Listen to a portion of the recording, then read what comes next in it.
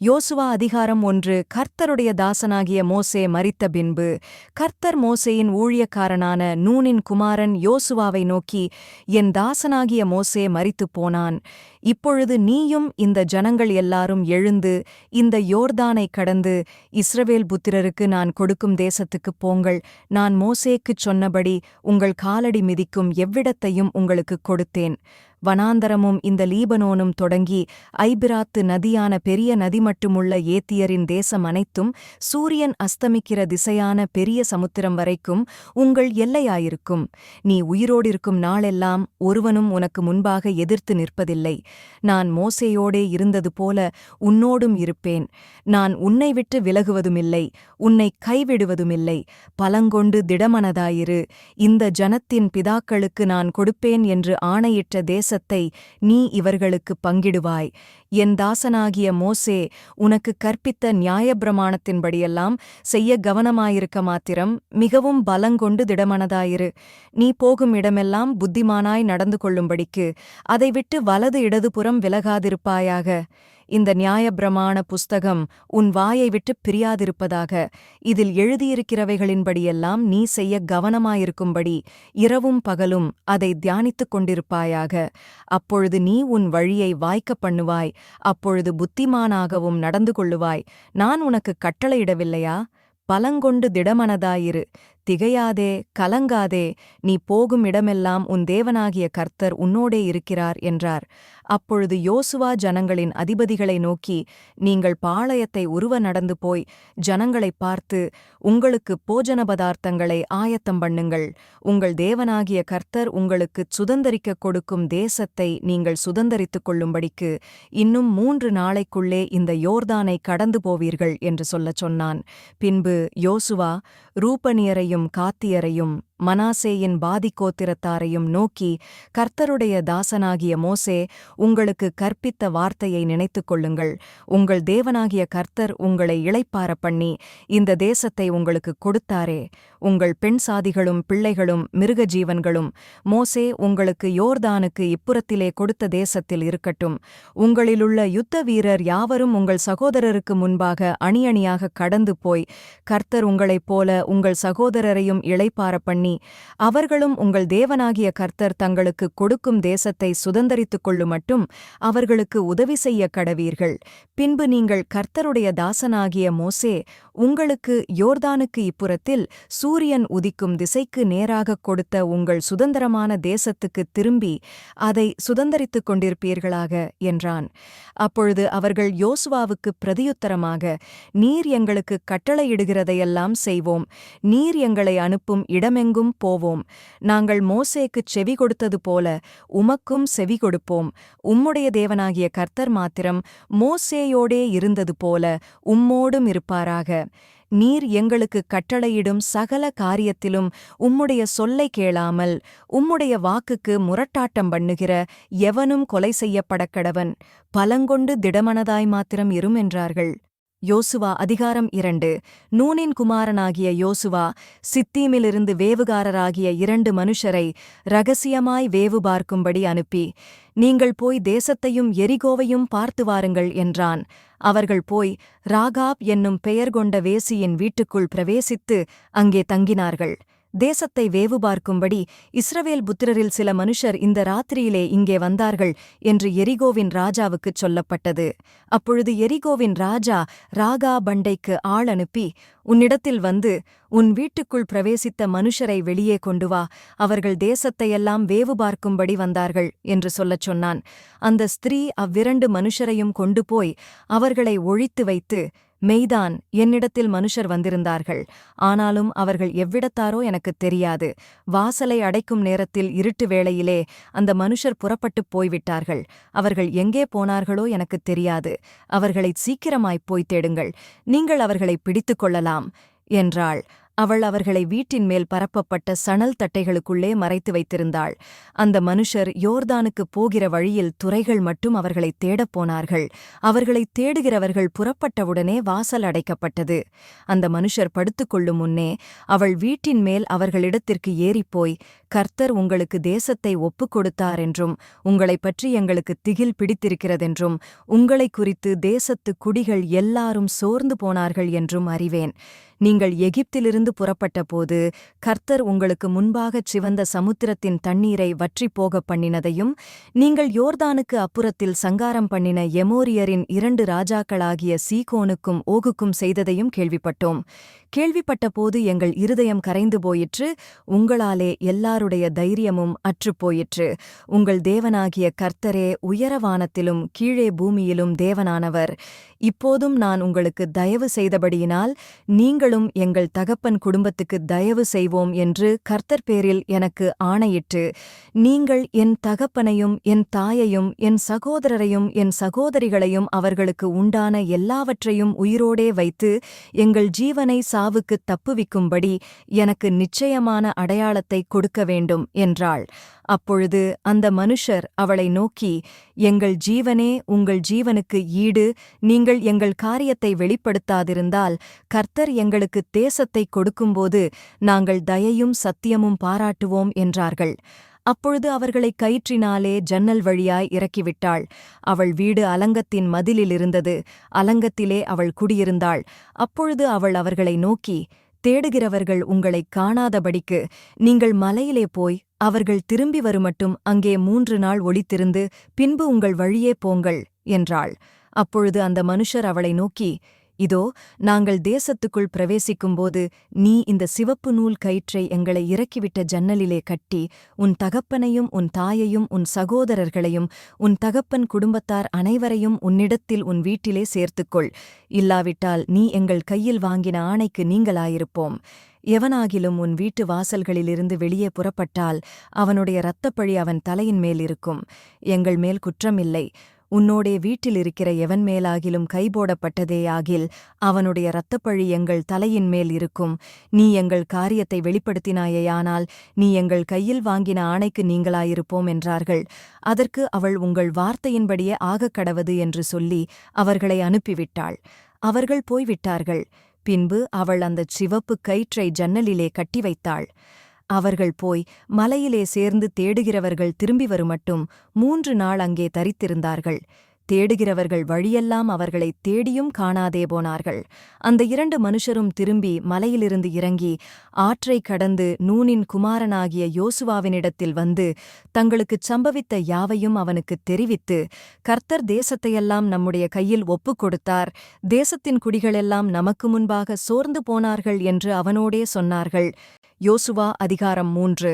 அதிகாலமே யோசுவா எழுந்திருந்த பின்பு அவனும் இஸ்ரவேல் புத்திரர் அனைவரும் சித்தீமிலிருந்து பிரயாணம் பண்ணி யோர்தான் மட்டும் வந்து அதைக் கடந்து போகுமுன்னே அங்கே ராத்தங்கினார்கள். 3 நாள் சென்ற பின்பு அதிபதிகள் பாளையம் எங்கும் போய் ஜனங்களை நோக்கி, நீங்கள் உங்கள் தேவனாகிய கர்த்தருடைய உடன்படிக்கை பெட்டியையும் அதைச் சுமக்கிற லேவியராகிய ஆசாரியர்களையும் கண்டவுடனே நீங்களும் உங்கள் இடத்தை விட்டு பிரயாணப்பட்டு அதற்குப் பின் செல்லுங்கள். உங்களுக்கும் அதற்கும் இடையிலே 2000 முழத் தூரமான இடம் இருக்க வேண்டும். நீங்கள் நடக்க வேண்டிய வழியை அறியும்படிக்கு அதற்குச் சமீபமாய் வராதிருப்பீர்களாக. இதற்கு முன்னே நீங்கள் ஒருபோதும் இந்த வழியாய் நடந்து போகவில்லை என்று சொல்லி கட்டளையிட்டார்கள். யோசுவா ஜனங்களை நோக்கி, உங்களை பரிசுத்தம் பண்ணிக்கொள்ளுங்கள், நாளைக்கு கர்த்தர் உங்கள் நடுவிலே அற்புதங்களைச் செய்வார் என்றான். பின்பு யோசுவா ஆசாரியர்களை நோக்கி, நீங்கள் உடன்படிக்கை பெட்டியை எடுத்துக்கொண்டு ஜனங்களுக்கு முன்னே நடந்து போங்கள் என்றான். அப்படியே உடன்படிக்கை பெட்டியை எடுத்துக்கொண்டு ஜனங்களுக்கு முன்னே போனார்கள். கர்த்தர் யோசுவாவை நோக்கி, நான் மோசேயோடே இருந்தது போல உன்னோடும் இருக்கிறேன் என்பதை இஸ்ரவேலர் எல்லாரும் அறியும்படிக்கு இன்று அவர்கள் கண்களுக்கு முன்பாக உன்னை மேன்மைப்படுத்துவேன். உடன்படிக்கை பெட்டியை சுமக்கிற ஆசாரியரை பார்த்து, நீங்கள் யோர்தான் தண்ணீர் ஓரத்தில் சேரும்போது யோர்தானில் நில்லுங்கள் என்று நீ கட்டளையிடுவாயாக என்றார். யோசுவா இஸ்ரவேல் புத்திரரை நோக்கி, நீங்கள் இங்கே சேர்ந்து உங்கள் தேவனாகிய கர்த்தருடைய வார்த்தைகளைக் கேளுங்கள் என்றான். பின்பு யோசுவா, ஜீவனுள்ள தேவன் உங்கள் நடுவிலே இருக்கிறார் என்பதையும் அவர் கானானியரையும் ஏத்தியரையும் ஏவியரையும் பெரிசியரையும் கிர்காசியரையும் எமோரியரையும் எப்பூசியரையும் உங்களுக்கு முன்பாக துரத்திவிடுவார் என்பதையும் நீங்கள் அறிந்து கொள்வதற்கு அடையாளமாக இதோ சர்வ பூமிக்கும் ஆண்டவராயிருக்கிறவருடைய உடன்படிக்கை பெட்டி உங்களுக்கு முன்னே யோர்தானிலே போகிறது. இப்பொழுதும் இஸ்ரவேல் கோத்திரங்களிலே 12 பேரை ஒவ்வொரு கோத்திரத்துக்கு ஒவ்வொருவராகப் பிரித்தெடுங்கள். சம்பவிப்பது என்னவென்றால், சர்வ பூமிக்கும் ஆண்டவராகிய கர்த்தரின் பெட்டியைச் சுமக்கிற ஆசாரியர்களின் உள்ளங்கால்கள் யோர்தானின் தண்ணீரிலே பட்டமாத்திரத்தில் மேலே இருந்து ஓடி வருகிற யோர்தானின் தண்ணீர் ஓடாமல் ஒரு குவியலாக நிற்கும் என்றான். ஜனங்கள் யோர்தானை கடந்து போகத் தங்கள் கூடாரங்களில் இருந்து புறப்பட்டார்கள். ஆசாரியர்கள் உடன்படிக்கை பெட்டியை ஜனங்களுக்கு முன்னே சுமந்து கொண்டு போய் யோர்தான் மட்டும் வந்தார்கள். யோர்தான் அறுப்பு காலம் முழுவதும் கரை புரண்டு போம். பெட்டியைச் சுமக்கிற ஆசாரியர்களின் கால்கள் தண்ணீரின் ஓரத்தில் பட்டவுடனே மேலே இருந்து ஓடி வருகிற தண்ணீர் நின்று சார்தானுக்கடுத்த ஆதாம் ஊர் வரைக்கும் ஒரு குவியலாக குவிந்தது. உப்புக்கடல் என்னும் சமனான வெளியின் கடலுக்கு ஓடி வருகிற தண்ணீர் பிரிந்து ஓடிற்று. அப்பொழுது ஜனங்கள் எரிகோவுக்கு எதிரே கடந்து போனார்கள். சகல ஜனங்களும் யோர்தானை கடந்து தீருமளவும் கர்த்தருடைய உடன்படிக்கை பெட்டியைச் சுமக்கிற ஆசாரியர்கள் யோர்தானின் நடுவிலே தண்ணீரில்லாத தரையில் காலு ஊன்றி நிற்கும்போது இஸ்ரவேலர் எல்லாரும் தண்ணீரற்ற உலர்ந்த தரை வழியாய் கடந்து போனார்கள். யோசுவா அதிகாரம் 4 ஜனங்கள் எல்லாரும் யோர்தானை கடந்து தீர்ந்தபோது கர்த்தர் யோசுவாவை நோக்கி, நீங்கள் ஒவ்வொரு கோத்திரத்திற்கு ஒவ்வொருவராக ஜனங்களில் 12 பேரை தெரிந்து கொண்டு இங்கே யோர்தானின் நடுவிலே ஆசாரியரின் கால்கள் நிலையாய் நின்ற இடத்திலே 12 கற்களை எடுத்து அவைகளை உங்களோடே கூட அக்கரைக்குக் கொண்டு போய் நீங்கள் இன்று இரவில் தங்கும் ஸ்தானத்திலே அவைகளை வையுங்கள் என்று அவர்களுக்கு கட்டளையிடுங்கள் என்றார்.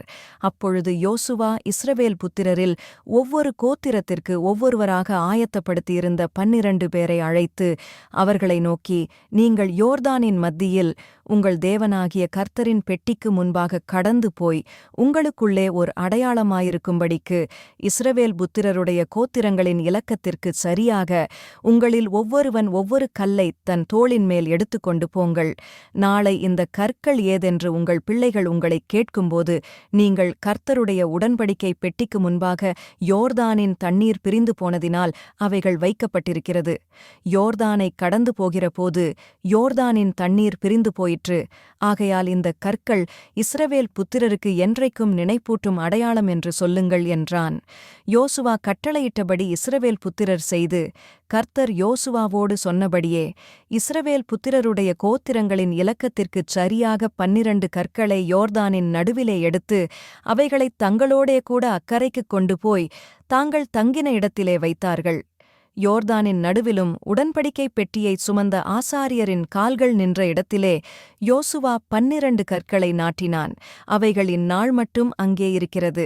மோசே யோசுவாவுக்கு கட்டளையிட்டிருந்த எல்லாவற்றின்படியும் ஜனங்களுக்குச் சொல்லும்படி கர்த்தர் யோசுவாவுக்கு கட்டளையிட்டவையெல்லாம் செய்து முடியுமட்டும் பெட்டியைச் சுமக்கிற ஆசாரியர் யோர்தானின் நடுவே நின்றார்கள். ஜனங்கள் தீவிரித்துக் கடந்து போனார்கள். ஜனமெல்லாம் கடந்து போன பின்பு கர்த்தருடைய பெட்டியும் கடந்தது. ஆசாரியர் ஜனத்துக்கு முன்பாகப் போனார்கள். ரூபன் புத்திரரும் காத் புத்திரரும் மனாசேயின் பாதிக் கோத்திரத்தாரும் மோசே தங்களுக்குச் சொன்னபடியே அணி அணியாய் இஸ்ரவேல் புத்திரருக்கு முன்பாகக் கடந்து போனார்கள். ஏறக்குறைய 40,000 பேர் யுத்த சன்னத்தராய் யுத்தம் பண்ணும்படி கர்த்தருக்கு முன்பாக எரிகோவின் சமனான வெளிகளுக்குக் கடந்து போனார்கள். அந்நாளிலே கர்த்தர் யோசுவாவை சகல இஸ்ரவேலரின் கண்களுக்கு முன்பாகவும் மேன்மைப்படுத்தினார். அவர்கள் மோசேக்கு பயந்திருந்தது போல அவனுக்கும் அவன் உயிரோடிருந்த நாளெல்லாம் பயந்திருந்தார்கள். கர்த்தர் யோசுவாவை நோக்கி, சாட்சியின் பெட்டியைச் சுமக்கிற ஆசாரியர் யோர்தானிலிருந்து கரையேறும்படி அவர்களுக்கு கட்டளையிடு என்று சொன்னார். யோசுவா, யோர்தானிலிருந்து கரையேறி வாருங்கள் என்று ஆசாரியர்களுக்கு கட்டளையிட்டான். அப்பொழுது கர்த்தருடைய உடன்படிக்கை பெட்டியைச் சுமக்கிற ஆசாரியர் யோர்தான் நதியிலிருந்து ஏறி அவர்கள் உள்ளங்கால்கள் கரையில் ஊன்றின போது யோர்தானின் தண்ணீர்கள் தங்களிடத்துக்குத் திரும்பி முன்போல அதன் கரையெங்கும் புரண்டது. இந்த பிரகாரமாக முதல் மாதம் 10ஆம் தேதியிலே ஜனங்கள் யோர்தானிலிருந்து கரையேறி எரிகோவுக்கு கீழ் எல்லையான கில்காலிலே பாளையமிறங்கினார்கள். அவர்கள் யோர்தானிலிருந்து எடுத்துக்கொண்டு வந்த அந்த 12 கற்களையும் யோசுவா கில்காலிலே நாட்டி இஸ்ரவேல் புத்திரரை நோக்கி, நாளை உங்கள் பிள்ளைகள் இந்த கற்கள் யாதென்று தங்கள் பிதாக்களைக் கேட்கும்போது நீங்கள் உங்கள் பிள்ளைகளுக்கு அறிவிக்க வேண்டியது என்னவென்றால், இஸ்ரவேலர் வெட்டாந்தரை வழியாய் இந்த யோர்தானை கடந்து வந்தார்கள். பூமியின் சகல ஜனங்களும் கர்த்தருடைய கரம் பலத்ததென்று அறியும்படிக்கும், நீங்கள் சகல நாளும் உங்கள் தேவனாகிய கர்த்தருக்கு பயப்படும்படிக்கும், உங்கள் தேவனாகிய கர்த்தர் சிவந்த சமுத்திரத்தின் தண்ணீரை நாங்கள் கடந்து தீருமட்டும் எங்களுக்கு முன்பாக வற்றிப்போகப் பண்ணினது போல, உங்கள் தேவனாகிய கர்த்தர் யோர்தானின் தண்ணீருக்கும் செய்து அதை உங்களுக்கு முன்பாக நீங்கள் கடந்து தீருமளவும் வற்றிப்போகப் பண்ணினார் என்று அறிவிக்கக் கடவீர்கள் என்றான். யோசுவா அதிகாரம் 5. இஸ்ரவேல் புத்திரர் கடந்து தீருமளவும் கர்த்தர் யோர்தானின் தண்ணீரை அவர்களுக்கு முன்பாக வற்றிப்போகப் பண்ணினதை யோர்தானுக்கு மேல்கரையில் குடியிருந்த எமோரியரின் சகல ராஜாக்களும் கேட்டது முதற்கொண்டு அவர்கள் இருதயம் கரைந்து இஸ்ரவேல் புத்திரருக்கு முன்பாகச் சோர்ந்து போனார்கள். அக்காலத்திலே கர்த்தர் யோசுவாவை நோக்கி, நீ கருக்கான கத்திகளை உண்டாக்கி திரும்ப 2ஆம் விசை இஸ்ரவேல் புத்திரரை விருத்தசேதனம் பண்ணு என்றார். அப்பொழுது யோசுவா கருக்கான கத்திகளை உண்டாக்கி இஸ்ரவேல் புத்திரரை ஆர்லோத் மேட்டிலே விருத்த சேதனம் பண்ணினான். யோசுவா இப்படி விருத்த சேதனம் பண்ணின முகாந்திரம் என்னவென்றால், எகிப்திலிருந்து புறப்பட்ட சகல ஆண்மக்களாகிய யுத்த புருஷர் எல்லாரும் எகிப்திலிருந்து புறப்பட்ட பின்பு வழியில் வனாந்தரத்திலே மாண்டு போனார்கள். எகிப்திலிருந்து புறப்பட்ட எல்லா ஜனங்களும் விருத்த சேதனம் பண்ணப்பட்டிருந்தார்கள். கர்த்தருடைய சத்தத்திற்கு கீழ்ப்படியாமற்போன எகிப்திலிருந்து புறப்பட்ட யுத்த புருஷரான யாவரும் மாளுமட்டும் இஸ்ரவேல் புத்திரர் 40 வருஷம் வனாந்தரத்தில் நடந்து திரிந்தார்கள். கர்த்தர் எங்களுக்கு கொடுக்கும்படி அவர்கள் பிதாக்களுக்கு ஆணையிட்ட பாலும் தேனும் ஓடுகிற தேசத்தை அவர்கள் காண்பதில்லை என்று கர்த்தர் அவர்களுக்கு ஆணையிட்டிருந்தார். அவர்களுக்கு பதிலாக அவர் எழும்பப் பண்ணின அவர்கள் பிள்ளைகளை யோசுவா விருத்த சேதனம் பண்ணினான். வழியிலே அவர்களை விருத்த சேதனம் பண்ணாததினால் அவர்கள் விருத்த சேதனம் இல்லாதிருந்தார்கள். ஜனங்கள் எல்லாரும் விருத்த சேதனம் பண்ணப்பட்டு தீர்ந்த பின்பு அவர்கள் குணமாகுமட்டும் தங்களிடத்திலே பாளையத்தில் தரித்திருந்தார்கள். கர்த்தர் யோசுவாவை நோக்கி, இன்று எகிப்தின் நிந்தையை உங்கள் மேல் இராதபடிக்கு புரட்டிப் போட்டேன் என்றார். அதனால் அந்த ஸ்தலம் இந்நாள் வரைக்கும் கில்கால் எண்ணப்படுகிறது. இஸ்ரவேல் புத்திரர் கில்காலிலே பாளையமிறங்கியிருந்து மாதத்தின் 14ஆம் தேதி அந்தி நேரத்திலே எரிகோவின் சமனான வெளிகளிலே பஸ்காவை ஆசரித்தார்கள். பஸ்காவின் மறுநாளாகிய அன்றைய தினம் அவர்கள் தேசத்தினுடைய தானியத்தாலாகிய புளிப்பில்லாத அப்பங்களையும் சுட்ட கதிர்களையும் புசித்தார்கள். அவர்கள் தேசத்தின் தானியத்திலே புசித்த மறுநாளிலே மன்னா பெய்யாமல் ஒழிந்தது. அது முதல் இஸ்ரவேல் புத்திரருக்கு மன்னா இல்லாமற் போய் அவர்கள் கானான் தேசத்துப் பலனை அந்த வருஷத்தில்தானே புசித்தார்கள். பின்னும் யோசுவா எரிகோவின் வெளியிலிருந்து தன் கண்களை ஏறெடுத்துப் பார்க்கும்போது, இதோ ஒருவர் அவனுக்கு எதிரே நின்றார். உருவின பட்டயம் அவர் கையிலிருந்தது. யோசுவா அவரிடத்தில் போய், நீர் எங்களைச் சேர்ந்தவரோ எங்கள் சத்துருக்களைச் சேர்ந்தவரோ என்று கேட்டான். அதற்கு அவர், அல்ல, நான் கர்த்தருடைய சேனையின் அதிபதியாய் இப்பொழுது வந்தேன் என்றார். அப்பொழுது யோசுவா தரையிலே முகங்குப்புற விழுந்து பணிந்து கொண்டு அவரை நோக்கி, என் ஆண்டவர் தமது அடியேனுக்குச் சொல்லுகிறது என்னவென்று கேட்டான். அப்பொழுது கர்த்தருடைய சேனையின் அதிபதி யோசுவாவை நோக்கி, உன் கால்களில் இருக்கிற பாதரட்சைகளைக் கழற்றிப் போடு, நீ நிற்கிற இடம் பரிசுத்தமானது என்றார். யோசுவா அப்படியே செய்தான். யோசுவா அதிகாரம் 6. எரிகோ இஸ்ரவேல் புத்திரருக்கு முன்பாக அடைக்கப்பட்டிருந்தது. ஒருவரும் வெளியே போகவுமில்லை, ஒருவரும் உள்ளே வரவுமில்லை. கர்த்தர் யோசுவாவை நோக்கி, இதோ எரிகோவையும் அதின் ராஜாவையும் யுத்த வீரரையும் உன் கையில் ஒப்புக்கொடுத்தேன். யுத்த புருஷராகிய நீங்கள் அனைவரும் பட்டணத்தை சூழ்ந்து ஒரு தரம் சுற்றி வாருங்கள். இப்படி 6 நாள் செய்யக் கடவீர்கள். 7 ஆசாரியர் பெட்டிக்கு முன்பாக 7 கொம்பு எக்காளங்களைப் பிடித்து கொண்டு போக வேண்டும். 7ஆம் நாளில் பட்டணத்தை 7 தரம் சுற்றி வரக்கடவர்கள். ஆசாரியர் எக்காளங்களை ஊத வேண்டும். அவர்கள் அந்த கொம்புகளினால் நெடுந்தொனி இடும்போதும் நீங்கள் எக்காள சத்தத்தை கேட்கும்போதும் ஜனங்கள் எல்லாரும் மகா ஆரவாரத்தோடே ஆர்ப்பரிக்க கடவர்கள். அப்பொழுது பட்டணத்தின் அலங்கம் இடிந்து விழும். உடனே ஜனங்கள் அவரவர் தங்களுக்கு நேராக ஏறக்கடவர்கள் என்றார். அந்தப்படியே நூனின் குமாரனாகிய யோசுவா ஆசாரியரை அழைத்து, உடன்படிக்கை பெட்டியை எடுத்துக்கொண்டு போங்கள். தொனிக்கும் 7 எக்காளங்களையும் 7 ஆசாரியர்கள் கர்த்தருடைய பெட்டிக்கு முன்பாக பிடித்து கொண்டு போகக் கடவர்கள் என்று சொல்லி ஜனங்களை நோக்கி, பட்டணத்தைச் சுற்றி நடந்து போங்கள். யுத்த சன்னத்தரானவர்கள் கர்த்தரின் பெட்டிக்கு முன் நடக்கக் கடவர்கள் என்றான். யோசுவா ஜனங்களிடத்தில் பேசினவுடனே தொனிக்கும் 7 எக்காளங்களைப் பிடித்திருக்கும் 7 ஆசாரியர் கர்த்தருக்கு முன்பாக நடந்து எக்காளங்களை ஊதினார்கள். கர்த்தருடைய உடன்படிக்கை பெட்டி அவர்களுக்குப் பின் சென்றது. எக்காளங்களை ஊதுகிற ஆசாரியருக்கு முன் யுத்த சன்னத்தரானவர்கள் நடந்தார்கள். பின்தண்டு எக்காளங்கள் ஊதப்படும்போது பெட்டிக்குப் பின் சென்றது. யோசுவா ஜனங்களை நோக்கி, நான் சொல்லும் நாள் மட்டும் நீங்கள் ஆர்ப்பரியாமலும் உங்கள் வாயினால் சத்தங்காட்டாமலும் இருங்கள். உங்கள் வாயிலிருந்து ஒரு பேச்சும் புறப்பட வேண்டாம். ஆர்ப்பரியுங்கள் என்று உங்களுக்கு நான் சொல்லும் நாளிலே ஆர்ப்பரிப்பீர்களாக என்று கட்டளையிட்டிருந்தான். அப்படியே கர்த்தரின் பெட்டியை பட்டணத்தைச் சூழ்ந்து ஒரு தரம் சுற்றி வர பண்ணினான். அவர்கள் திரும்பப் பாளையத்தில் வந்து பாளையத்தில் ராத்தங்கினார்கள். யோசுவா அதிகாலமே எழுந்திருந்தான். ஆசாரியர்கள் கர்த்தரின் பெட்டியைச் சுமந்து கொண்டு போனார்கள். தொனிக்கும் 7 எக்காளங்களைப் பிடிக்கிற 7 ஆசாரியர்களும் எக்காளங்களை ஊதிக்கொண்டே கர்த்தரின் பெட்டிக்கு முன்பாக நடந்தார்கள். யுத்த சன்னத்தரானவர்கள் அவர்களுக்கு முன்னாலே நடந்தார்கள். பின்தண்டோவெனில் எக்காளங்கள் ஊதப்படுகையில் கர்த்தரின் பெட்டிக்குப் பின் சென்றது. 2ஆம் நாளிலும் பட்டணத்தை ஒரு தரம் சுற்றி வந்து பாளையத்துக்குத் திரும்பினார்கள். இந்தப்படி 6 நாளும் செய்தார்கள். 7ஆம் நாளில் அதிகாலமே கிழக்கு வெளுக்கும்போது எழுந்திருந்து அந்த பிரகாரமே பட்டணத்தை 7 தரம் சுற்றி வந்தார்கள். 7ஆந்திரம் ஆசாரியர் எக்காளங்களை ஊதுகையில் யோசுவா ஜனங்களை நோக்கி, ஆர்ப்பரியுங்கள், பட்டணத்தை கர்த்தர் உங்களுக்கு ஒப்புக் கொடுத்தார். ஆனாலும் இந்த பட்டணமும் இதிலுள்ள யாவும் கர்த்தருக்குச் சாபத்தீடாயிருக்கும். நாம் அனுப்பின ஆட்களை ராகாப் என்னும் வேசி மறைத்து வைத்தபடியால் அவளும் அவளோடே வீட்டுக்குள் இருக்கிற அனைவருமாத்திரம் உயிரோடிருக்கக் கடவர்கள்.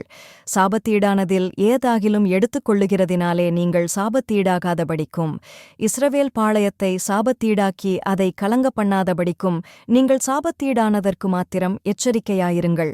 சகல வெள்ளியும் பொன்னும் வெண்கலத்தினாலும் இரும்பினாலும் செய்யப்பட்ட பாத்திரங்களும் கர்த்தருக்கு பரிசுத்தமானவைகள். அவைகள் கர்த்தரின் பொக்கிஷத்தில் சேரும் என்றான். எக்காளங்களை ஊதுகையில் ஜனங்கள் ஆர்ப்பரித்தார்கள்.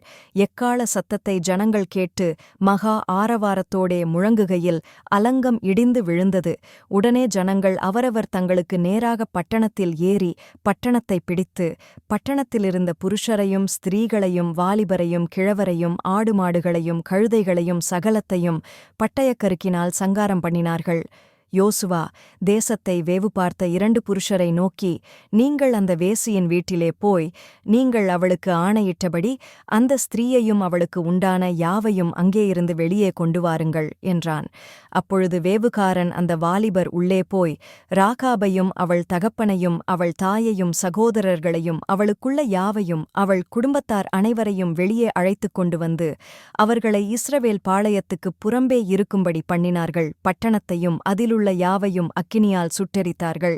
வெள்ளியையும் பொன்னையும் வெண்கலத்தினாலும் இரும்பினாலும் செய்த பாத்திரங்களையும் மாத்திரம் கர்த்தரின் ஆலய பொக்கிஷத்தில் சேர்த்தார்கள். எரிகோவை வேவு பார்க்க யோசுவா அனுப்பின ஆட்களை ராகாப் என்னும் வேசி மறைத்து வைத்தபடியினால் அவளையும் அவள் தகப்பன் வீட்டாரையும் அவளுக்குள்ள யாவையும் யோசுவா உயிரோடே வைத்தான். அவள் இந்நாள் வரைக்கும் இஸ்ரவேலின் நடுவிலே குடியிருக்கிறாள். அக்காலத்திலே யோசுவா, இந்த எரிகோ பட்டணத்தை கட்டும்படி எழும்பும் மனுஷன் கர்த்தருக்கு முன்பாக சபிக்கப்பட்டிருக்க கடவன். அவன் அதின் அஸ்திபாரத்தை போடுகிறபோது தன் மூத்த குமாரனையும் அதின் வாசல்களை வைக்கிறபோது தன் இளைய குமாரனையும் சாகக் கொடுக்க கடவன் என்று சாபம் கூறினான். இவ்விதமாய் கர்த்தர் யோசுவாவோடே கூட இருந்தார். அவன் கீர்த்தி தேசமெங்கும் பரம்பிற்று. யோசுவா அதிகாரம் 7. இஸ்ரவேல் புத்திரர் சாபத்தீடானதிலே துரோகம் பண்ணினார்கள். எப்படியெனில் யூதா கோத்திரத்துச் சேரானுடைய குமாரனான சப்தியின் மகன் கர்மீக்குப் பிறந்த ஆகான் என்பவன் சாபத்தீடானதிலே சிலதை எடுத்துக்கொண்டான். ஆகையால் இஸ்ரவேல் புத்திரர் மேல் கர்த்தருடைய கோபம் மூண்டது. யோசுவா எரிகோவிலிருந்து பெத்தேலுக்கு கிழக்கிலுள்ள பெத்தாவேன் சமீபத்தில் இருக்கிற ஆயிபட்டணத்துக்குப் போகும்படி ஆட்களை அனுப்பி, நீங்கள் போய் அந்த நாட்டை வேவு பாருங்கள் என்றான். அந்த மனுஷர் போய் ஆயியை வேவு பார்த்து யோசுவாவினிடத்தில் திரும்பி வந்து அவனை நோக்கி, ஜனங்கள் எல்லாரும் போக வேண்டியதில்லை. ஏறக்குறைய 2000-3000 பேர் போய் ஆயியை முறிய அடிக்கலாம். எல்லா ஜனங்களையும் அங்கே போகும்படி வருத்தப்படுத்த வேண்டியதில்லை. அவர்கள் கொஞ்சம் பேர்தான் என்றார்கள். அப்படியே ஜனங்களில் ஏறக்குறைய 3000 பேர் அவ்விடத்திற்குப் போனார்கள். ஆனாலும் அவர்கள் ஆயியின் மனுஷருக்கு முன்பாக முறிந்தோடினார்கள். ஆயியின் மனுஷர் அவர்களில் ஏறக்குறைய 36 பேரை வெட்டி போட்டார்கள். பட்டணவாசலின் வெளி துவக்கிச் செபாரி மட்டும் அவர்களைத் துரத்தி மலையிறக்கத்திலே அவர்களை வெட்டினார்கள். ஜனங்களின் இருதயம் கரைந்து தண்ணீராய்ப் போயிற்று.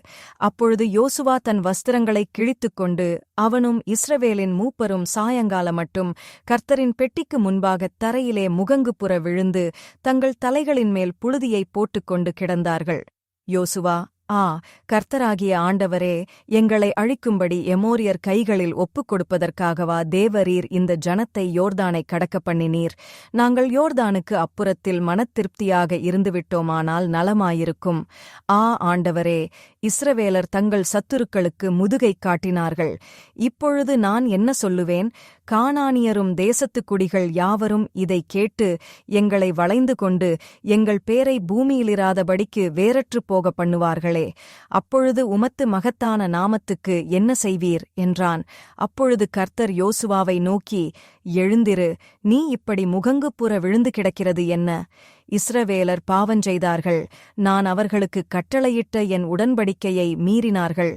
சாபத்தீடானதில் எடுத்துக்கொண்டதும் களவு செய்ததும் வஞ்சித்ததும் தங்கள் பண்டம்பாடிகளுக்குள்ளே வைத்ததும் உண்டே. ஆதலால் இஸ்ரவேல் புத்திரர் தங்கள் சத்துருக்களுக்கு முன்பாக நிற்கக்கூடாமல் தங்கள் சத்துருக்களுக்கு முதுகைக் காட்டினார்கள். அவர்கள் சாபத்தீடானார்கள். நீங்கள் சாபத்தீடானதை உங்கள் நடுவிலிருந்து நிக்கிரகம் பண்ணாவிட்டால் இனி உங்களோடே இரேன். எழுந்திரு, நீ ஜனங்களை பரிசுத்தம் பண்ணிச் சொல்ல வேண்டியது என்னவென்றால், நாளைய தினத்துக்கு உங்களை பரிசுத்தம் பண்ணிக் கொள்ளுங்கள். இஸ்ரவேலரே, சாபத்தீடானது உங்கள் நடுவே இருக்கிறது. நீங்கள் சாபத்தீடானதை உங்கள் நடுவிலிருந்து விலக்காதிருக்குமட்டும் நீங்கள் உங்கள் சத்துருக்களுக்கு முன்பாக நிற்கக்கூடாது என்று இஸ்ரவேலின் தேவனாகிய கர்த்தர் சொல்லுகிறார். காலையிலே நீங்கள் கோத்திரம் கோத்திரமாய் வரவேண்டும். அப்பொழுது கர்த்தர் குறிக்கிற கோத்திரம் வம்சம் வம்சமாக வரவேண்டும். கர்த்தர் குறிக்கிற வம்சம் குடும்பம் குடும்பமாக வரவேண்டும். கர்த்தர் குறிக்கிற குடும்பம் பேர்பேராக வரவேண்டும் என்று சொல். அப்பொழுது சாபத்தீடானதை எடுத்தவனாய் கண்டுபிடிக்கப்படுகிறவன் கர்த்தரின் உடன்படிக்கையை மீறி இஸ்ரவேலிலே மதிகேடான காரியத்தை செய்தபடியினால் அவனும் அவனுக்குள்ள யாவும் அக்கினியில் சுட்டெரிக்கப்படக்கடவது என்றார். யோசுவா அதிகாலமே எழுந்திருந்து இஸ்ரவேலரை கோத்திரம் கோத்திரமாக வரப்பண்ணினான். அப்பொழுது யூதாவின் கோத்திரம் குறிக்கப்பட்டது. அவன் யூதாவின் வம்சங்களை வரப்பண்ணின போது சேராகியரின் வம்சம் குறிக்கப்பட்டது. அவன் சேராகியரின் வம்சத்தை பேர்பேராக வரப்பண்ணின போது சப்தி குறிக்கப்பட்டான். அவன் வீட்டாரை அவன் பேர்பேராக வரப்பண்ணின போது யூதா கோத்திரத்துச் சேராகின் குமாரனாகிய சப்திக்குப் பிறந்த கர்மியின் மகன் ஆகான் குறிக்கப்பட்டான். அப்பொழுது யோசுவா ஆகானை நோக்கி, மகனே, நீ இப்பொழுது இஸ்ரவேலின் தேவனாகிய கர்த்தரை மகிமைப்படுத்து.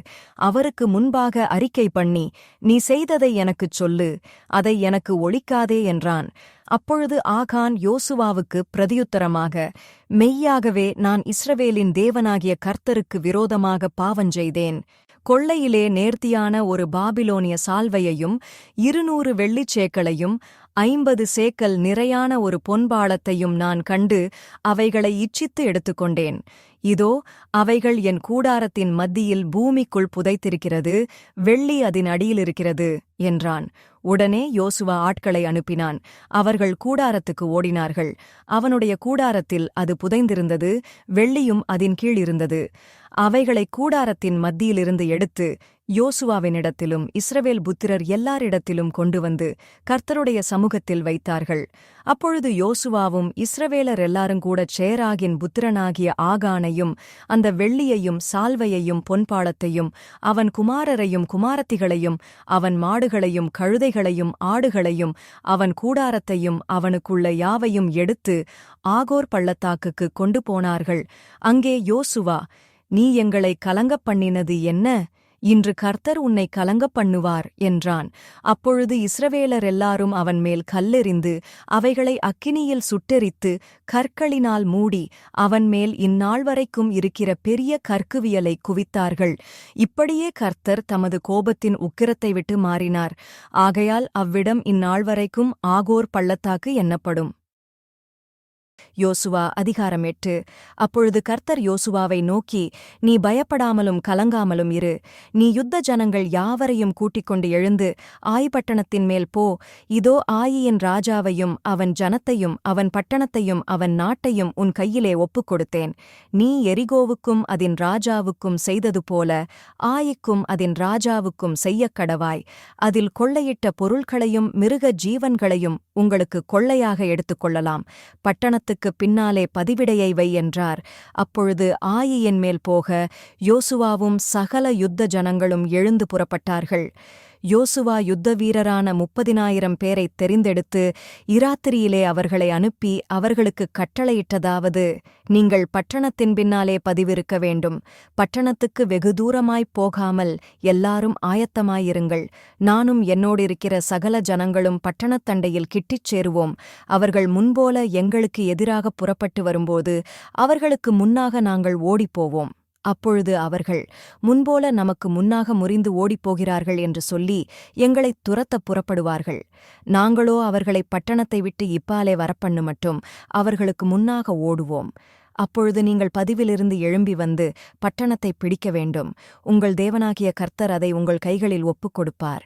நீங்கள் பட்டணத்தைப் பிடிக்கும்போது அதைத் தீக்கொளுத்திப் போடுங்கள். கர்த்தருடைய சொற்படி செய்யுங்கள். இதோ நான் உங்களுக்குக் கட்டளையிட்டிருக்கிறேன் என்று சொல்லி அவர்களை அனுப்பினான். அவர்கள் போய் பெத்தேலுக்கும் ஆயிக்கும் நடுவே ஆயிக்கு மேற்காகப் பதிவிருந்தார்கள். யோசுவா அன்று ராத்திரி ஜனங்களுக்குள் தங்கினான். அதிகாலமே யோசுவா எழுந்திருந்து ஜனங்களை இலக்கம் பார்த்து இஸ்ரவேலின் மூப்பரோடுங்கூட ஜனங்களுக்கு முன்னாலே நடந்து ஆயியின் மேல் போனான். அவனோடிருந்த யுத்த ஜனங்கள் எல்லாரும் நடந்து பட்டணத்துக்கு எதிரே வந்து சேர்ந்து ஆயிக்கு வடக்கே பாளையமிறங்கினார்கள். அவர்களுக்கும் ஆயிக்கும் நடுவே ஒரு பள்ளத்தாக்கு இருந்தது. அவன் ஏறக்குறைய 5,000 பேரை பிரித்தெடுத்து அவர்களை பெத்தேலுக்கும் ஆயிக்கும் நடுவே பட்டணத்துக்கு மேலண்டையில் பதிவிடையாக வைத்தான். பட்டணத்துக்கு வடக்கே இருந்த சகல சேனையும் பட்டணத்திற்கு மேற்கே பதிவிருக்கிறவர்களையும் திட்டம் பண்ணின பின்பு யோசுவா அன்று ராத்திரி பள்ளத்தாக்கிலே போயிருந்தான். ஆயியின் ராஜா அதைக் கண்டபோது அவனும் பட்டணத்தின் மனுஷராகிய அவனுடைய சகல ஜனங்களும் தீவிரித்து அதிகாலமே குறித்த வேளையில் இஸ்ரவேலருக்கு எதிரே யுத்தம் பண்ணச் சமனான வெளிக்கு நேராக புறப்பட்டார்கள். பட்டணத்துக்குப் பின்னாலே தனக்கு பதிவிடை வைத்திருக்கிறதை அவன் அறியாதிருந்தான். யோசுவாவும் இஸ்ரவேலர் எல்லாரும் அவர்களுக்கு முன்னாக முறிந்து வனாந்தரத்துக்குப் போகிற வழியே ஓடிப்போனார்கள். அப்பொழுது பட்டணத்துக்குள் இருந்த ஜனங்கள் எல்லாரும் அவர்களை துரத்தும்படி கூப்பிட்டுக் கொண்டு யோசுவாவை பின்தொடர்ந்து பட்டணத்தை விட்டு அப்புறப்பட்டார்கள். ஆயியிலும் பெத்தேலிலும் இஸ்ரவேலை பின்தொடராத மனுஷன் இருந்ததில்லை. பட்டணத்தை திறந்து வைத்துவிட்டு இஸ்ரவேலரைத் துரத்திக் கொண்டு போனார்கள். அப்பொழுது கர்த்தர் யோசுவாவை நோக்கி, உன் கையில் இருக்கிற ஈட்டியை ஆய்க்கு நேராக நீட்டு. அதை உன் கையில் ஒப்புக் கொடுப்பேன் என்றார். அப்படியே யோசுவா தன் கையில் இருந்த ஈட்டியை பட்டணத்துக்கு நேராக நீட்டினான். அவன் தன் கையை நீட்டினவுடனே பதிவிருந்தவர்கள் தீவிரமாய்த் தாங்கள் இருந்த இடத்திலிருந்து எழும்பி ஓடி பட்டணத்துக்கு வந்து அதை பிடித்து தீவிரத்தோடே பட்டணத்தை தீக்கொளுத்தினார்கள். ஆயியின் மனுஷர் பின்னிட்டுப் பார்த்தபோது இதோ பட்டணத்தின் புகை ஆகாசத்தில் எழும்புகிறதைக் கண்டார்கள். அப்பொழுது அங்குமிங்கும் ஓடிப்போகிறதற்கு அவர்களுக்கு இடமில்லாமற் போயிற்று. வனாந்தரத்துக்கு ஓடின ஜனங்கள் தங்களைத் தொடர்ந்தவர்கள் முகமாய்த் திரும்பினார்கள். பதிவிருந்தவர்கள் பட்டணத்தைப் பிடித்ததையும் பட்டணத்தின் புகை எழும்புகிறதையும் யோசுவாவும் இஸ்ரவேலரும் பார்த்தபோது திரும்பிக் கொண்டு ஆயியின் மனுஷரை முறியடித்தார்கள். பட்டணத்திலிருந்தவர்களும் அவர்களுக்கு எதிர்ப்பட்டதினால் சிலர் இப்புறத்திலும் சிலர் அப்புறத்திலுமிருந்த இஸ்ரவேலின் நடுவே அகப்பட்டுக் கொண்டார்கள். ஆகையால் அவர்களில் ஒருவனும் தப்பி மீந்திராதபடிக்கு அவர்களை வெட்டிப் போட்டு ஆயியின் ராஜாவை உயிரோடே பிடித்து யோசுவாவினிடத்தில் கொண்டு வந்தார்கள். இஸ்ரவேலர் வனாந்தர வெளியிலே தங்களைத் துரத்தின ஆயியின் குடிகளையெல்லாம் வெட்டித் தீர்ந்த போதும் அவர்கள் அனைவரும் நாசமாகுமட்டும் பட்டயக்கருக்கினால் விழுந்து இறந்தபோதும் இஸ்ரவேலர் எல்லாரும் ஆய்க்குத் திரும்பி அதை பட்டயக் கருக்கினால் சங்கரித்தார்கள். அந்நாளிலே ஆணும் பெண்ணுமாக ஆயியின் மனுஷர் எல்லாரும் 12,000 பேர் விழுந்தார்கள். ஆயியின் குடிகளையெல்லாம் சங்கரித்துத் தீருமட்டும் யோசுவா ஈட்டியை நீட்டிக் கொண்டிருந்த தன் கையை மடக்கவில்லை. கர்த்தர் யோசுவாவுக்கு கட்டளையிட்ட வார்த்தையின்படி மிருக ஜீவனையும் அந்த பட்டணத்தின் கொள்ளையையும் மாத்திரம் இஸ்ரவேலர் எடுத்துக்கொண்டார்கள். யோசுவா ஆயியை சுட்டெரித்து அதை இந்நாள் வரைக்கும் இருக்கிறபடி என்றைக்கும் பாழாய் கிடக்கும் மண்மேடாக்கி ஆயியின் ராஜாவை ஒரு மரத்திலே தூக்கி போடுவித்து சாயங்கால மட்டும் அதிலே தொங்கவிட்டான். சூரியன் அஸ்தமித்த பின்பு யோசுவா அவன் உடலை மரத்தை விட்டு இறக்கச் சொன்னான். அதை பட்டணவாசலில் போட்டு இந்நாள் வரைக்கும் இருக்கிற பெரிய கற்குவியலை அதின்மேல் குவித்தார்கள். அப்பொழுது யோசுவா, கர்த்தரின் தாசனாகிய மோசே இஸ்ரவேல் புத்திரருக்கு கட்டளையிட்டபடியும் மோசேயின் நியாயப்பிரமாண புஸ்தகத்தில் எழுதியிருக்கிறபடியும் ஏபால் பர்வதத்தில் இஸ்ரவேலின் தேவனாகிய கர்த்தருக்கு இருப்பாயுதம்படாத முழுக்கற்களால் ஒரு பலிபீடத்தை கட்டினான். அதின்மேல் கர்த்தருக்கு சர்வாங்க தகன பலிகளைச் செலுத்தி சமாதான பலிகளையும் இட்டார்கள். இஸ்ரவேல் புத்திரருக்கு முன்பாக மோசே எழுதியிருந்த நியாயப்பிரமாணத்தை அவன் அங்கே கற்களில் பேர்த்தெழுதினான். இஸ்ரவேல் ஜனங்களை ஆசீர்வதிக்கும்படி கர்த்தரின் தாசனாகிய மோசே முதலில் கட்டளையிட்டிருந்தபடியே இஸ்ரவேலர் எல்லாரும் அவர்களுடைய மூப்பரும் அதிபதிகளும் நியாயாதிபதிகளும் அந்நியர்களும் இஸ்ரவேலில் பிறந்தவர்களும் கர்த்தருடைய உடன்படிக்கை பெட்டியைச் சுமக்கிற லேவியரான ஆசாரியருக்கு முன்பாக பெட்டிக்கு இருபுறத்திலும் பாதிபேர் கெரிசீம் மலைக்கு எதிர்ப்புறமாகவும் பாதிபேர் ஏபால் மலைக்கு எதிர்ப்புறமாகவும் நின்றார்கள். அதற்கு பின்பு அவன் நியாயப்பிரமாண புஸ்தகத்தில் எழுதியிருக்கிறபடி நியாயப்பிரமாணத்தில் சொல்லிய ஆசீர்வாதமும் சாபமுமாகிய சகல வார்த்தைகளையும் வாசித்தான். மோசே கட்டளையிட்ட எல்லாவற்றிலும் யோசுவா இஸ்ரவேலின் முழுச்சபைக்கும் ஸ்திரீகளுக்கும் பிள்ளைகளுக்கும் அவர்களுக்குள் நடமாடி சஞ்சரித்த அந்நியர்களுக்கும் முன்பாக ஒரு வார்த்தையும் விடாமல் வாசித்தான். யோசுவா அதிகாரம் 9. யோர்தானுக்கு இப்புறத்திலே மலைகளிலும் பள்ளத்தாக்குகளிலும் லீபனோனுக்கு எதிரான பெரிய சமுத்திரத்தின் கரையோரமெங்குமுள்ள ஏத்தியரும் எமோரியரும் கானானியரும் பெரிசியரும் ஏவியரும் எபூசியருமானவர்களுடைய சகல ராஜாக்களும் அதை கேள்விப்பட்டபோது அவர்கள் ஒருமனப்பட்டு யோசுவாவோடும் இஸ்ரவேலரோடும் யுத்தம் பண்ண ஏகமாய்க் கூடினார்கள். எரிகோவுக்கும் ஆயிக்கும் யோசுவா செய்ததை கிபியோனின் குடிகள் கேள்விப்பட்டபோது ஒரு தந்திரமான யோசனை பண்ணி தங்களை ஸ்தானாபதிகள் போலக் காண்பித்து பழைய இரட்டுப் பைகளையும் பீரலும் பொத்தலுமான பழைய திராட்சரசத் துருத்திகளையும் தங்கள் கழுதைகள் மேல் வைத்து பழுது பார்க்கப்பட்ட பழைய பாதரட்சைகளை தங்கள் கால்களில் போட்டு பழைய வஸ்திரங்களை உடுத்திக் கொண்டார்கள். வழிக்கு அவர்கள் கொண்டு போன அப்பமெல்லாம் உலர்ந்ததும் பூசணம் பூத்ததுமாயிருந்தது. அவர்கள் கில்காலில் இருக்கிற பாளையத்துக்கு யோசுவாவினிடத்தில் போய் அவனையும் இஸ்ரவேல் மனுஷரையும் நோக்கி, நாங்கள் தூரதேசத்திலிருந்து வந்தவர்கள், எங்களோடே உடன்படிக்கை பண்ணுங்கள் என்றார்கள். அப்பொழுது இஸ்ரவேல் மனுஷர் அந்த ஏவியரை நோக்கி, நீங்கள் எங்கள் நடுவிலே குடியிருக்கிறவர்களாக்கும், நாங்கள் எப்படி உங்களோடே உடன்படிக்கை பண்ணலாம் என்றார்கள். அவர்கள் யோசுவாவை நோக்கி, நாங்கள் உமக்கு அடிமைகள் என்றார்கள். அதற்கு யோசுவா, நீங்கள் யார், எங்கேயிருந்து வந்தீர்கள் என்று கேட்டான். அதற்கு அவர்கள், உம்முடைய தேவனாகிய கர்த்தருடைய நாமத்தின் பிரஸ்தாபத்தைக் கேட்டு உமது அடியாராகிய நாங்கள் வெகு தூர தேசத்திலிருந்து வந்தோம்.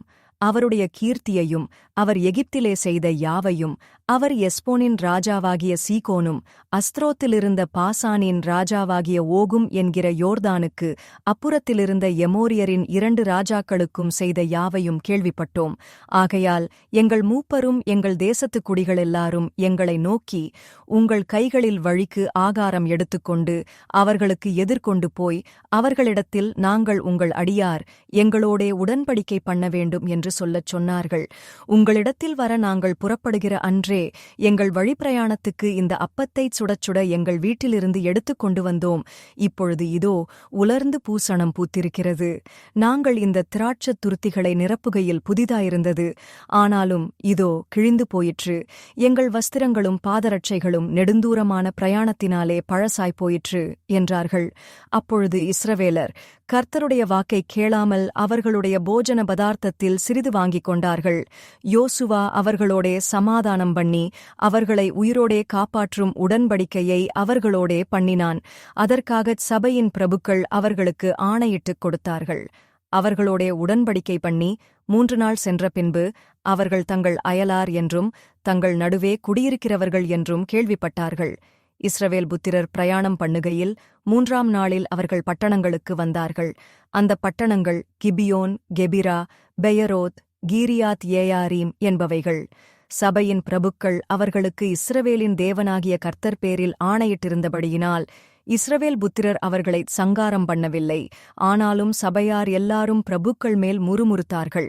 அப்பொழுது சகல பிரபுக்களும் சபையார் யாவரையும் நோக்கி, நாங்கள் இஸ்ரவேலின் தேவனாகிய கர்த்தர் பேரில் அவர்களுக்கு ஆணையிட்டுக் கொடுத்தோம். ஆதலால் அவர்களை நாம் தொடக்கூடாது. கடுங்கோபம் நம்மேல் வராதபடிக்கு நாம் அவர்களுக்கு இட்ட ஆணை நிமித்தம் நாம் அவர்களை உயிரோடே வைத்து அவர்களுக்கு ஒன்று செய்வோம். பிரபுக்களாகிய நாங்கள் அவர்களுக்குச் சொன்னபடி அவர்கள் உயிரோடிருந்து சபையார் எல்லாருக்கும் விறகு வெட்டுகிறவர்களாகவும் தண்ணீர் எடுக்கிறவர்களாகவும் இருக்கக் கடவர்கள் என்று பிரபுக்கள் அவர்களோடே சொன்னார்கள். பின்பு யோசுவா அவர்களை அழைப்பித்து, நீங்கள் எங்கள் நடுவே குடியிருக்கும்போது நாங்கள் உங்களுக்கு வெகு தூரமாயிருக்கிறவர்கள் என்று சொல்லி எங்களை வஞ்சித்தது என்ன? இப்போதும் நீங்கள் சபிக்கப்பட்டவர்கள். என் தேவனுடைய ஆலயத்துக்கு விறகு வெட்டுகிறவர்களும் தண்ணீர் எடுக்கிறவர்களுமான பணிவிடைக்காரராயிருப்பீர்கள். இந்த ஊழியம் உங்களை விட்டு நீங்க மாட்டாது என்றான்.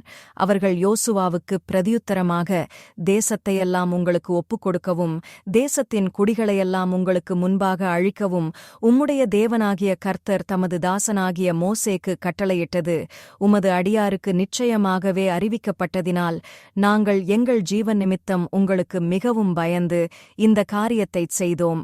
இப்போதும் இதோ உமது கையில் இருக்கிறோம். உம்முடைய பார்வைக்கு நன்மையும் தீமையுமாய்த் தோன்றுகிறபடி எங்களுக்குச் செய்யும் என்றார்கள். அப்படியே யோசுவா அவர்களுக்குச் செய்து இஸ்ரவேல் புத்திரர் அவர்களைக் கொன்று போடாதபடிக்கு அவர்களை இவர்கள் கைக்குத் தப்புவித்தான். இந்நாள் மட்டும் இருக்கிறபடியே அந்நாளில் அவர்களை சபைக்கும் கர்த்தர் தெரிந்து கொள்ளும் இடத்திலிருக்கும் அவருடைய பலிபீடத்துக்கும் விறகு வெட்டுகிறவர்களாகவும் தண்ணீர் எடுக்கிறவர்களாகவும் ஆக்கினான். யோசுவா அதிகாரம் 10.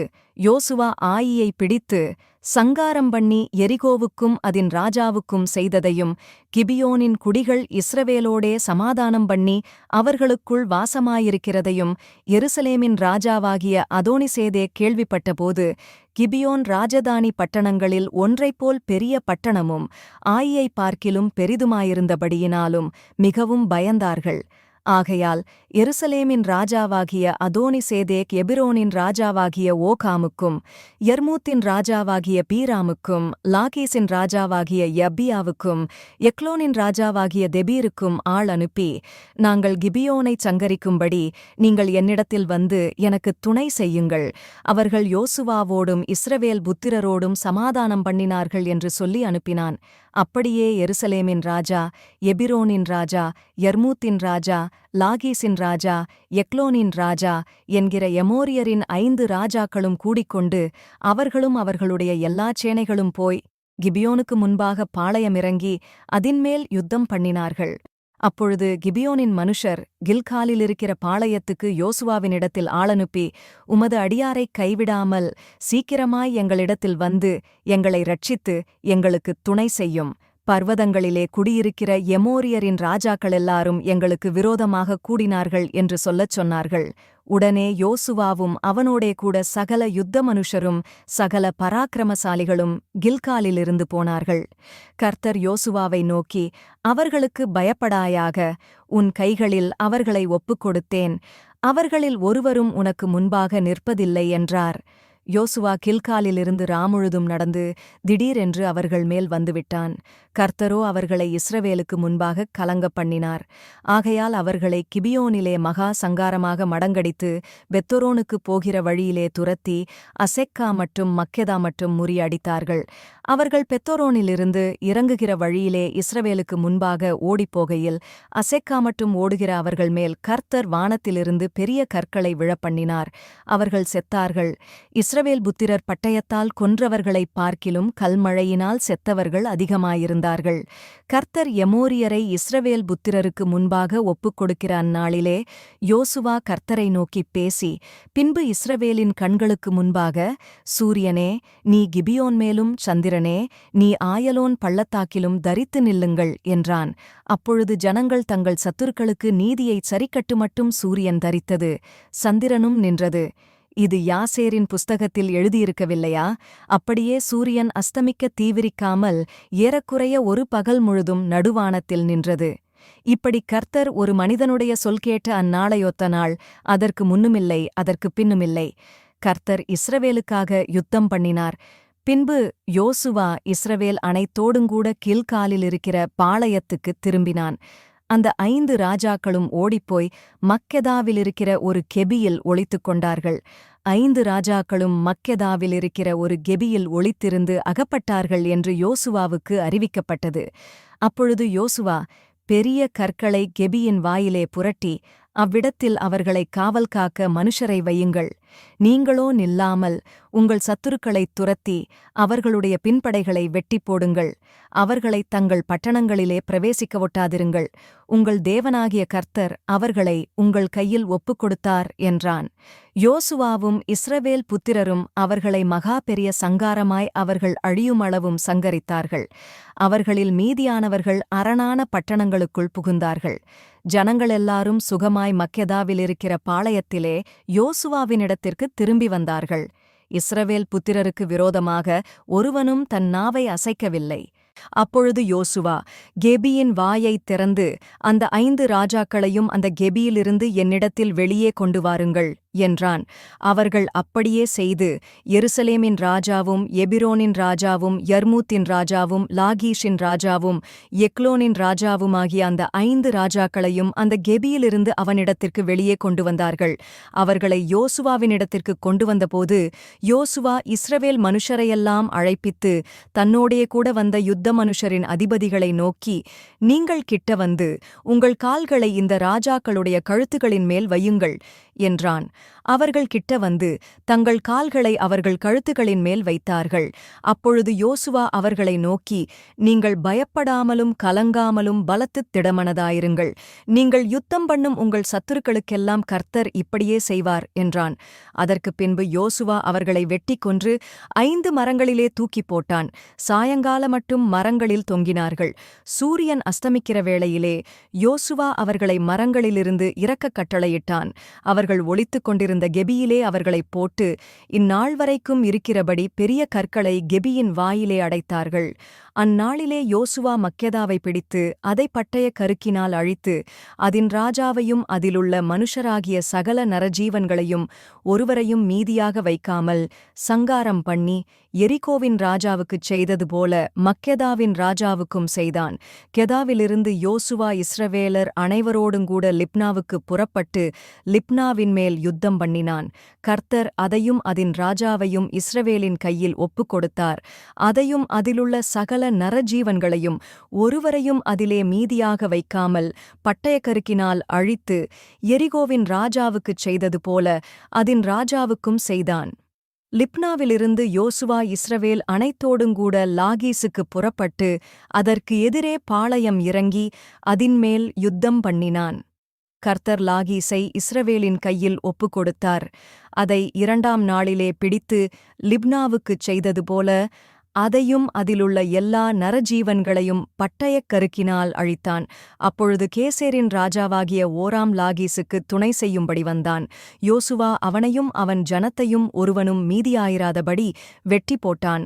லாகீசிலிருந்து யோசுவாவும் இஸ்ரவேலர் அனைவரும் எக்லோனுக்குப் புறப்பட்டு அதற்கு எதிரே பாளையமிறங்கி அதின்மேல் யுத்தம் பண்ணி அதை அந்நாளிலே பிடித்து அதை பட்டயக்கருக்கினால் அழித்தார்கள்.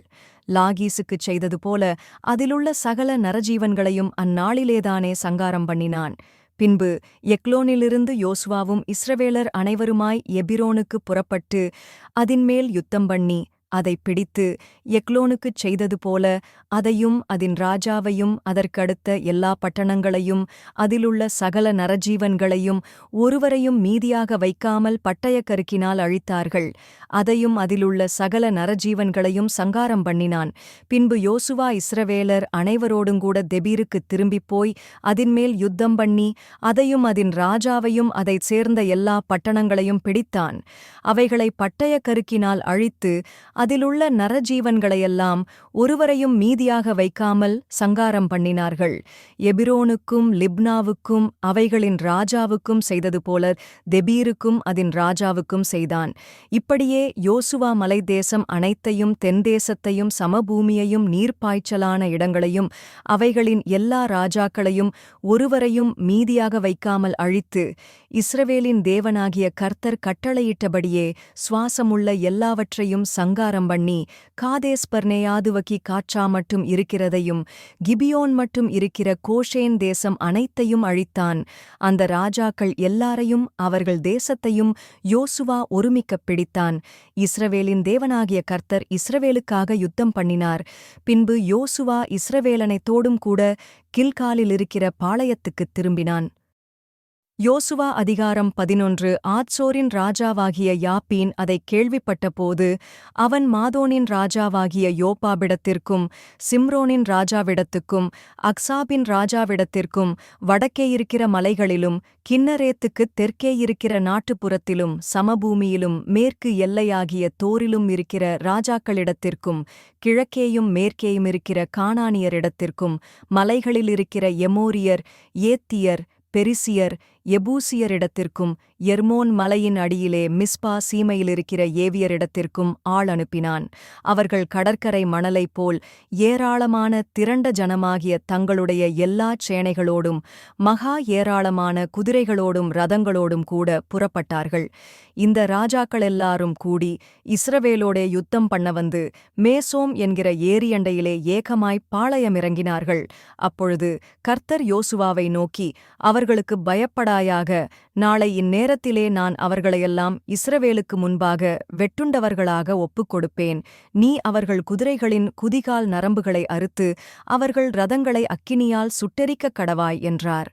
யோசுவாவும் அவனோடே கூட யுத்த ஜனங்கள் அனைவரும் திடீரென்று மேரோம் ஏரியண்டையிலிருக்கிற அவர்களிடத்தில் வந்து அவர்கள் மேல் விழுந்தார்கள். கர்த்தர் அவர்களை இஸ்ரவேலின் கையில் ஒப்புக் கொடுத்தார். அவர்களை முறிய அடித்து பெரிய சீதோன் மட்டும் மிஸ்ரபோத்மாயி மட்டும் கிழக்கே இருக்கிற மிஸ்பே பள்ளத்தாக்கு மட்டும் துரத்தி அவர்களில் ஒருவரும் மீதியாயிராதபடி அவர்களை வெட்டி போட்டார்கள்.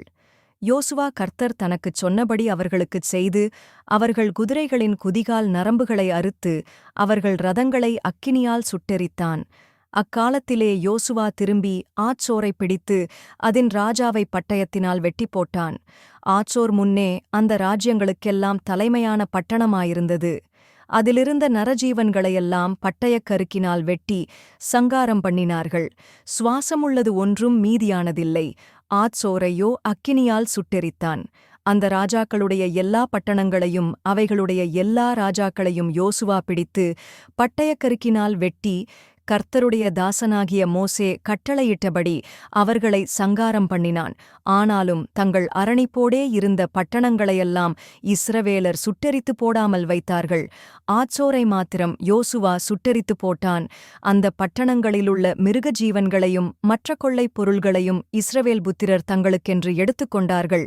ஆனாலும் எல்லா மனுஷரையும் அழித்துத் தீருமட்டும் அவர்களை பட்டயக் கருக்கினால் வெட்டி போட்டார்கள். சுவாசமுள்ள ஒன்றையும் அவர்கள் மீதியாக வைக்கவில்லை.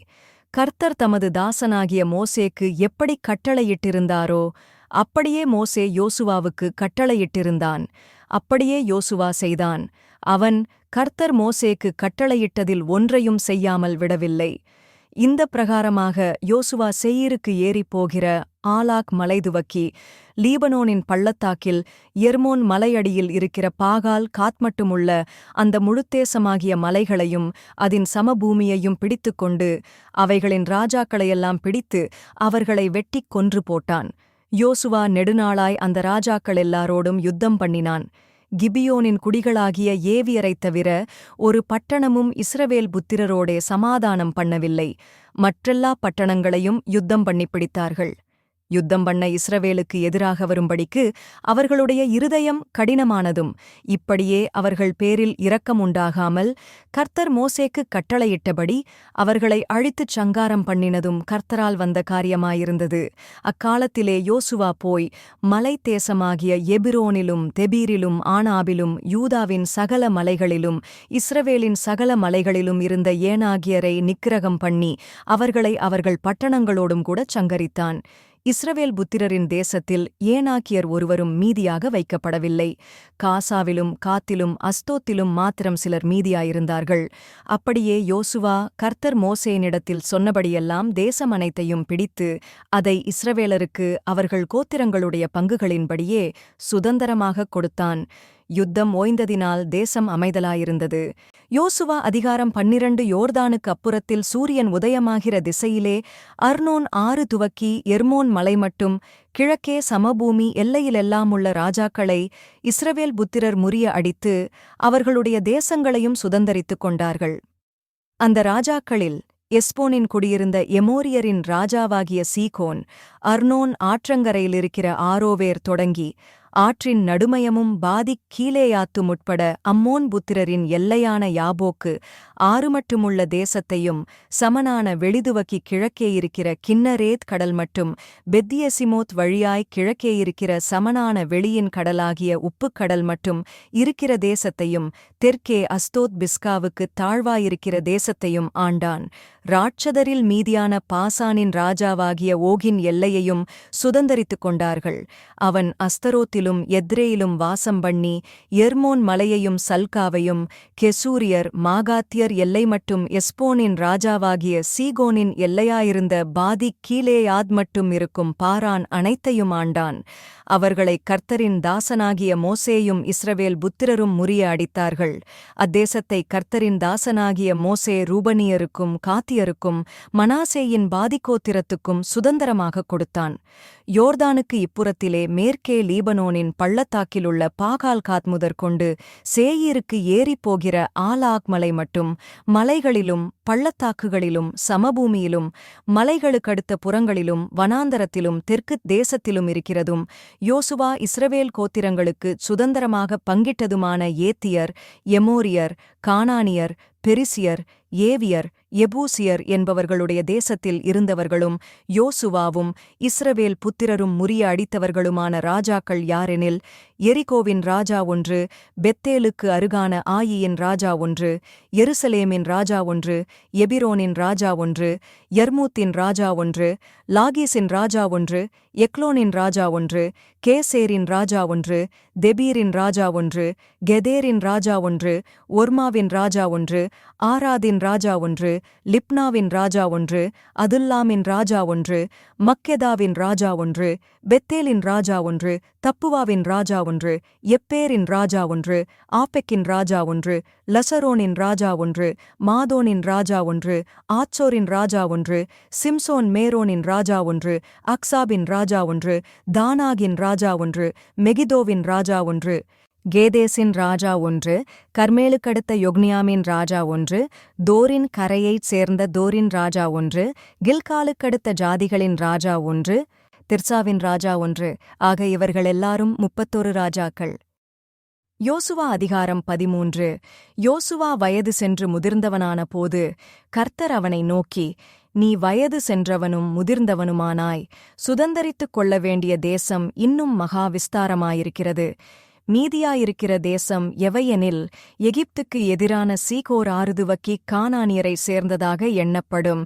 வடக்கே இருக்கிற எக்ரோனின் எல்லை மட்டுமுள்ள பெலிஸ்தரின் எல்லா எல்லைகளும், கெசூரிம் முழுவதும், காசா, அஸ்தோத், அஸ்கலோன், காத், எக்ரோன் என்கிற பட்டணங்களில் இருக்கிற பெலிஸ்தருடைய 5 அதிபதிகளின் நாடும், ஆவியரின் நாடும், தெற்கே துவக்கி ஆப்பெக் மட்டும் எமோரியர் எல்லை வரைக்கும் இருக்கிற கானானியரின் சகல தேசமும், சீதோனியருக்கடுத்த மெயாரா நாடும், கிப்லியரின் நாடும், சூரியோதயமாய் புறத்தில் எர்மோன் மலையடிவாரத்தில் இருக்கிற பாகால்காத் முதற்கொண்டு ஆமாத்துக்குள் பிரவேசிக்கு மட்டுமுள்ள லீபனோன் முழுவதும், லீபனோன் துவக்கி மிஸ்ரபோத்மாயீம் மட்டும் மலைகளில் குடியிருக்கிற யாவருடைய நாடும், சீதோனியருடைய எல்லா நாடும்தானே. நான் அவர்களை இஸ்ரவேல் புத்திரருக்கு முன்பாகத் துரத்துவேன். நான் உனக்கு கட்டளையிட்டபடியே நீ இஸ்ரவேலுக்குச் சுதந்தரமாகச் சீட்டுகளை மாத்திரம் போட்டு தேசத்தை பங்கிட வேண்டும். ஆதலால் இந்த தேசத்தை 9 கோத்திரங்களுக்கும் மனாசேயின் பாதி கோத்திரத்துக்கும் சுதந்தரமாகப் பங்கிடு என்றார். மனாசேயின் பாதி கோத்திரத்தாரும் ரூபனியரும் காத்தியரும் தங்கள் சுதந்திரத்தை அடைந்து தீர்ந்தது. அதை கர்த்தரின் தாசனாகிய மோசே யோர்தானுக்கு அப்புறத்தில் கிழக்கே அவர்களுக்குக் கொடுத்தான். அர்னோன் ஆற்றங்கரையில் இருக்கிற ஆரோவேரும் நதியின் மத்தியில் இருக்கிற பட்டணமும் துவக்கித் தீபோன் மட்டும் இருக்கிற மெதபாவின் சமனான பூமியாவையும் எஸ்போனிலிருந்து அம்மோன் புத்திரரின் எல்லை மட்டும் ஆண்ட எமோரியரின் ராஜாவாகிய சீகோனுக்குரிய சகல பட்டணங்களையும் கீலேயாத்தையும் கெசூரியர் மாகாத்தியருடைய எல்லையிலுள்ள நாட்டையும் எர்மோன் மலை முழுவதையும் அஸ்தரோத்திலும் எத்ரேயிலும் ஆண்டு மோசே முறிய அடித்துத் துரத்தின ராட்சதரில் மீதியாயிருந்த பாசானின் ராஜாவாகிய ஓகுக்குச் சல்கா மட்டுமிருந்த பாசான் முழுவதையும் அவர்களுக்குக் கொடுத்தான். இஸ்ரவேல் புத்திரரோ கெசூரியரையும் மாகாத்தியரையும் துரத்திவிடவில்லை. கெசூரியரும் மாகாத்தியரும் இந்நாள் வரைக்கும் இஸ்ரவேலின் நடுவே குடியிருக்கிறார்கள். லேவியரின் கோத்திரத்துக்கு மாத்திரம் அவன் சுதந்திரம் கொடுக்கவில்லை. இஸ்ரவேலின் தேவனாகிய கர்த்தர் அவர்களுக்குச் சொன்னபடியே அவருடைய தகன பலிகளே அவர்களுடைய சுதந்திரம். மோசே ரூபன் புத்திரரின் கோத்திரத்துக்கு அவர்களுடைய வம்சங்களுக்குத் தக்கதாக சுதந்திரம் கொடுத்தான். அர்னோன் ஆற்றங்கரையில் இருக்கிற ஆரோவேரும் ஆற்றின் மத்தியிலிருக்கிற பட்டணம் தொடங்கி மெதெபா வரைக்கும் உள்ள சமபூமி முழுவதும், சமபூமியிலிருக்கிற எஸ்போனும் அதன் எல்லா பட்டணங்களுமாகிய தீபோன், பாமோத்பாகால், பெத்பாகால் மெயோன், யாக்சா, கெதெமோத், மேபாகாத், கீரியாத்தாயிம், சிப்மா, பள்ளத்தாக்கின் மலையிலுள்ள செரெச்சகார், பெத்பெயோர், அஸ்தோத்பிஸ்கா, பெத்யசிமோத் முதலான சமபூமியிலுள்ள எல்லா பட்டணங்களும், எஸ்போனில் ஆண்டிருந்த சீகோன் என்னும் எமோரியருடைய ராஜாவின் ராஜ்யம் முழுவதும் அவர்கள் எல்லைக்குள்ளாயிற்று. அந்தச் சீகோனையும் தேசத்திலே குடியிருந்து சீகோனின் அதிபதியாயிருந்த ஏவி, ரெகேம், சூர், ஊர், ரேபா என்னும் மீதியானின் பிரபுக்களையும் மோசே வெட்டி போட்டான். இஸ்ரவேல் புத்திரர் வெட்டின மற்றவர்களோடுங்கூட பேயோரின் குமாரனாகிய பாலாம் என்னும் குறி சொல்லுகிறவனையும் பட்டயத்தினால் வெட்டி போட்டார்கள். அப்படியே யோர்தானும் அதற்கடுத்ததும் ரூபன் புத்திரரின் எல்லையாயிற்று. இந்த பட்டணங்களும் இவைகளின் கிராமங்களும் ரூபன் புத்திரருக்கு அவர்கள் வம்சங்களின்படி வந்த சுதந்திரம். காத் புத்திரரின் கோத்திரத்துக்கு மோசே அவர்கள் வம்சங்களுக்குத் தக்கதாகக் கொடுத்தது என்னவெனில், யாசேரும் கீலேயாத்தின் சகல பட்டணங்களும், ரபாவுக்கு எதிரே இருக்கிற ஆரோவேர் மட்டுமுள்ள அம்மோன் புத்திரரின் பாதித் தேசமும், எஸ்போன் துவக்கி ராமாத் மிஸ்பே மட்டும் பெத்தொனீம் வரைக்கும் இருக்கிறதும், மகனாயீம் துவக்கித் தெபீரின் எல்லை மட்டும் இருக்கிறதும், எஸ்போனின் ராஜாவாகிய சீகோனுடைய ராஜ்யத்தின் மற்ற பங்காகிய பள்ளத்தாக்கில் இருக்கிற பெத்தாராமும், பெத் நிம்ராவும், சுக்கோத்தும் சாப்போனும், யோர்தான் மட்டும் இருக்கிறதும், கிழக்கே யோர்தானின் கரையோரமாய் கின்னரேத் கடலின் கடையாந்த மட்டும் இருக்கிறதும் அவர்கள் எல்லைக்குள்ளாயிற்று. இந்த பட்டணங்களும் இவைகளின் கிராமங்களும் காத் புத்திரருக்கு அவர்களுடைய வம்சங்களின்படி வந்த சுதந்திரம். மனாசே புத்திரரின் பாதிக்கோத்திரத்துக்கும் மோசே அவர்கள் வம்சத்துக்குத் தக்கதாக கொடுத்தான். மகனாயீம் துவக்கி பாசானின் ராஜாவாகிய ஓகின் முழு ராஜ்யமாயிருக்கிற பாசான் முழுவதும், பாசானிலுள்ள யாவீரின் சகல ஊர்களுமான 60 பட்டணங்கள் அவர்கள் எல்லைக்குள்ளாயிற்று. பாதி கீலேயாத்தையும் பாசானிலே அஸ்தரோத், எத்ரேயி என்னும் ஒரு ராஜ்யத்தின் பட்டணங்களையும், மனாசேயின் குமாரனாகிய மாகீரின் புத்திரர் பாதிபேருக்கு அவர்களின் வம்சங்களின்படியே கொடுத்தான். மோசே கிழக்கே எரிகோவின் அருகே யோர்தானுக்கு அக்கரையிலிருக்கிற மோவாபின் சமனான வெளிகளில் சுதந்திரமாகக் கொடுத்தவைகள் இவைகளே. லேவி கோத்திரத்திற்கு மோசே சுதந்திரம் கொடுக்கவில்லை. இஸ்ரவேலின் தேவனாகிய கர்த்தர் அவர்களுக்குச் சொல்லியிருக்கிறபடி அவரே அவர்களுடைய சுதந்திரம். யோசுவா அதிகாரம் 14. கானான் தேசத்திலே இஸ்ரவேல் புத்திரர் சுதந்தரித்துக் கொண்ட தேசங்களை ஆசாரியனாகிய எலெயாசாரும் நூனின் குமாரனாகிய யோசுவாவும் இஸ்ரவேல் புத்திரருடைய கோத்திரப் பிதாக்களின் தலைவரும் கர்த்தர் மோசேயைக் கொண்டு கட்டளையிட்டபடி சீட்டு போட்டு 9.5 கோத்திரங்களுக்கும் சுதந்திரமாகப் பங்கிட்டார்கள். மற்ற 2.5 கோத்திரங்களுக்கும் மோசே யோர்தானுக்கு அப்புறத்திலே சுதந்திரம் கொடுத்திருந்தான். லேவியருக்கு மாத்திரம் அவர்கள் நடுவே சுதந்திரம் கொடுக்கவில்லை. மனாசே எப்பீராயீம் என்னும் யோசேப்பின் புத்திரர் 2 கோத்திரங்களானார்கள். ஆதலால் அவர்கள் லேவியருக்கு தேசத்திலே பங்கு கொடாமல் குடியிருக்கும்படி பட்டணங்களையும் அவர்களுடைய ஆடு மாடுகள் முதலான சொத்துக்காக வெளிநிலங்களையும் மாத்திரம் அவர்களுக்குக் கொடுத்தார்கள். கர்த்தர் மோசேக்குக் கட்டளையிட்டபடி இஸ்ரவேல் புத்திரர் செய்து தேசத்தை பங்கிட்டார்கள். அப்பொழுது யூதாவின் புத்திரர் கில்காலிலே யோசுவாவினிடத்தில் வந்தார்கள். கேனாசியனான எப்புன்னேயின் குமாரனாகிய காலேப் அவனை நோக்கி, காதேஸ் பார்னேயாவிலே கர்த்தர் என்னை குறித்தும் உம்மை குறித்தும் தேவனுடைய மனுஷனாகிய மோசேயோடே சொன்ன வார்த்தையை நீர் அறிவீர். தேசத்தை வேவுபார்க்க கர்த்தரின் தாசனாகிய மோசே என்னை காதேஸ் பார்னேயாவிலிருந்து அனுப்புகிறபோது எனக்கு 40 வயதாயிருந்தது. என் இருதயத்திலுள்ளபடியே அவருக்கு மறுசெய்தி கொண்டு வந்தேன். ஆனாலும் என்னோடே கூட வந்த என் சகோதரர் ஜனத்தின் இருதயத்தை கரையப் பண்ணினார்கள். நானோ என் தேவனாகிய கர்த்தரை உத்தமமாய் பின்பற்றினேன்.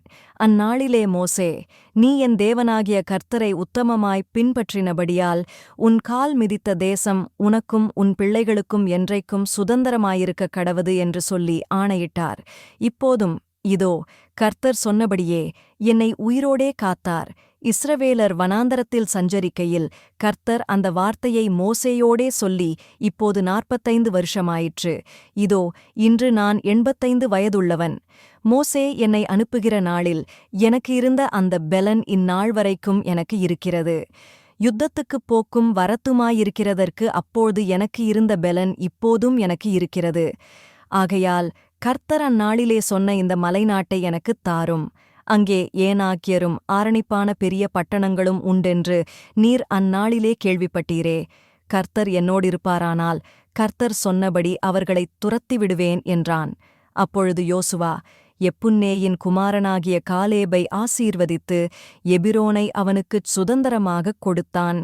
ஆதலால் கேஷியனான எப்புன்னேயின் குமாரனாகிய காலேப் இஸ்ரவேலின் தேவனாகிய கர்த்தரை உத்தமமாய் பின்பற்றினபடியினால் இந்நாள் மட்டும் இருக்கிறபடி எபிரோன் அவனுக்குச் சுதந்திரமாயிற்று. முன்னே எபிரோனுக்கு கீரியாத் அர்பா என்று பேரிருந்தது.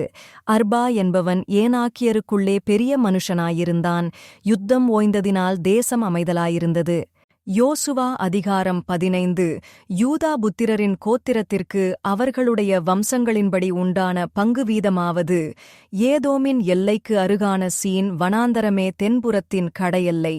தென்புறமான அவர்களுடைய எல்லை உப்புக்கடலின் கடைசியில் தெற்கு முகமாயிருக்கிற முனைதுவக்கி தென்புறத்திலிருக்கிற அக்ராபீமின் மேடுகளுக்கும் அங்கேயிருந்து சீனுக்கும் போய் தெற்கே இருக்கிற காதேஸ்பர்னேயாவுக்கு ஏறி எஸ்ரோனைக் கடந்து ஆதாருக்கு ஏறி கர்க்காவைச் சுற்றிப் போய் அஸ்மோனுக்கும் அங்கேயிருந்து எகிப்தின் ஆற்றுக்கும் சென்று கடல் மட்டும் போய் முடியும். இதுவே உங்களுக்குத் தென்புறமான எல்லையாயிருக்கும் என்றான். கீழ்ப்புறமான எல்லை யோர்தான் முகத்துவாரமட்டும் இருக்கிற உப்புக்கடல். வடபுறமான எல்லை யோர்தான் முகத்துவாரமிருக்கிற கடலின் முனை துவக்கி பெத்யெக்லாவுக்கு ஏறி வடக்கே இருக்கிற பெத் அரபாவைக் கடந்து ரூபனின் குமாரனாகிய போகனின் கல்லுக்கு ஏறிப்போய் அப்புறம் ஆகோர் பள்ளத்தாக்கை விட்டு தேப்பீருக்கு ஏறி வடக்கே ஆற்றின் தென்புறமான அதும் மீமின் மேட்டுக்கு முன்பாக இருக்கிற கில்காலுக்கு நேராகவும் அங்கேயிருந்து என்சேமேஷின் தண்ணீரிடத்துக்கும் போய் ரோகேல் என்னும் கிணற்றுக்குச் சென்று அப்புறம் எபூசியர் குடியிருக்கிற எருசலேமுக்குத் தென்புறமாய் இன்னோமுடைய குமாரனின் பள்ளத்தாக்கைக் கடந்து வடக்கே இருக்கிற இராட்சதருடைய பள்ளத்தாக்கின் கடைசியில் மேற்காக இன்னோம் பள்ளத்தாக்கின் முன்னிருக்கிற மலையின் சிகரமட்டும் ஏறிப்போய் அந்த மலையின் சிகரத்திலிருந்து நெப்தோவாவின் நீரூற்றுக்குப் போய் எப்பெரோன் மலையின் பட்டணங்களுக்குச் சென்று கீரியாத்யயாரீமாகிய பாலாவுக்குப் போய் பாலாவிலிருந்து மேற்கே சேயீர் மலைக்குத் திரும்பி வடக்கே இருக்கிற கெசலோனாகிய யயாரீம் மலைக்குப் பக்கமாய்ப் போய் பெத்ஷிமேசுக்கு இறங்கி திம்னாவுக்குப் போய் அப்புறம் வடக்கே இருக்கிற எக்ரோனுக்குப் பக்கமாய்ச் சென்று சிக்ரோனுக்கு ஓடி பாலாமலையைக் கடந்து யாப்னியேலுக்குச் சென்று கடலிலே முடியும். மேற்புறமான எல்லை பெரிய சமுத்திரமே. இது யூதா புத்திரருக்கு அவர்களுடைய வம்சங்களின்படி சுற்றிலுமிருக்கும் எல்லை. எப்புன்னேயின் குமாரனாகிய காலேபுக்கு யோசுவா கர்த்தர் தனக்குக் கட்டளையிட்டபடி ஏனாக்கின் தகப்பனாகிய அர்பாவின் பட்டணமான எபிரோனை யூதா புத்திரரின் நடுவே பங்காகக் கொடுத்தான். அங்கேயிருந்த சேசாய் அகீமான் தல்மாய் என்னும் ஏனாக்கின் 3 குமாரரையும் காலேப் துரத்திவிட்டு அங்கேயிருந்து தெபீரின் குடிகளிடத்திற்குப் போனான். முற்காலத்திலே தெபீரின் பேர் கீரியாத் செப்பேர். கீரியாத் செப்பேரைச் சங்காரம் பண்ணி பிடிக்கிறவனுக்கு என் குமாரத்தியாகிய அக்ஷாளை விவாகம் பண்ணிக் கொடுப்பேன் என்று காலேப் சொன்னான். அப்பொழுது காலேபின் சகோதரனாகிய கேனாசின் மகன் ஒத்னியேல் அதைப் பிடித்தான். ஆகையால் தன் குமாரத்தி அக்ஷாளை அவனுக்கு விவாகம் பண்ணிக் கொடுத்தான். அவன் புறப்படுகையில் என் தகப்பனிடத்தில் ஒரு வயல்வெளியைக் கேட்க வேண்டும் என்று அவனிடத்தில் உத்தரவு பெற்றுக்கொண்டு கழுதையின் மேலிருந்து இறங்கினாள். காலேப் பார்த்து, உனக்கு என்ன வேண்டும் என்றான். அப்பொழுது அவள், எனக்கு ஒரு ஆசீர்வாதம் தர வேண்டும். எனக்கு வறட்சியான நிலத்தைத் தந்தீர், நீர்ப்பாய்ச்சலான நிலத்தையும் எனக்குத் தரவேண்டும் என்றாள். அப்பொழுது அவளுக்கு மேற்புறத்திலும் கீழ்ப்புறத்திலும் நீர்ப்பாய்ச்சலான நிலங்களைக் கொடுத்தான். யூதா புத்திரருக்கு அவர்களுடைய வம்சங்களின்படி உண்டான சுதந்திரம் என்னவென்றால், கடையாந்தரத் தென்புறமான ஏதோமின் எல்லைக்கு நேராய் யூதா புத்திரரின் கோத்திரத்திற்குக் கிடைத்த பட்டணங்களாவன: கப்செயேல், ஏதேர், யாகூர், கீனா, திமோனா, அதாதா, கேதேஸ், அத்சோர், இத்னான், சீப், டேலெம், பெயாலோத், ஆத்சோர், அதாத்தா, கீரியோத், எஸ்ரோன் என்னும் ஆத்சோர், ஆமாம், சேமா, மொலாதா, ஆட்சார்கதா, Heshmon, பெத்பாலேத், ஆட்சார்கவால், Beersheba, பிஸ்யோத்யா, Bala, ஈயிம், ஆத்சேம், எல்தோலாத், கெசீல், ஓர்மா, சிக்லாக், மத்மன்னா, சன்சன்னா, Lebaoth, Shilhim, ஆயின், ரிம்மோன் என்பவைகள். எல்லா பட்டணங்களும் அவைகளுடைய கிராமங்களும் உட்பட 29.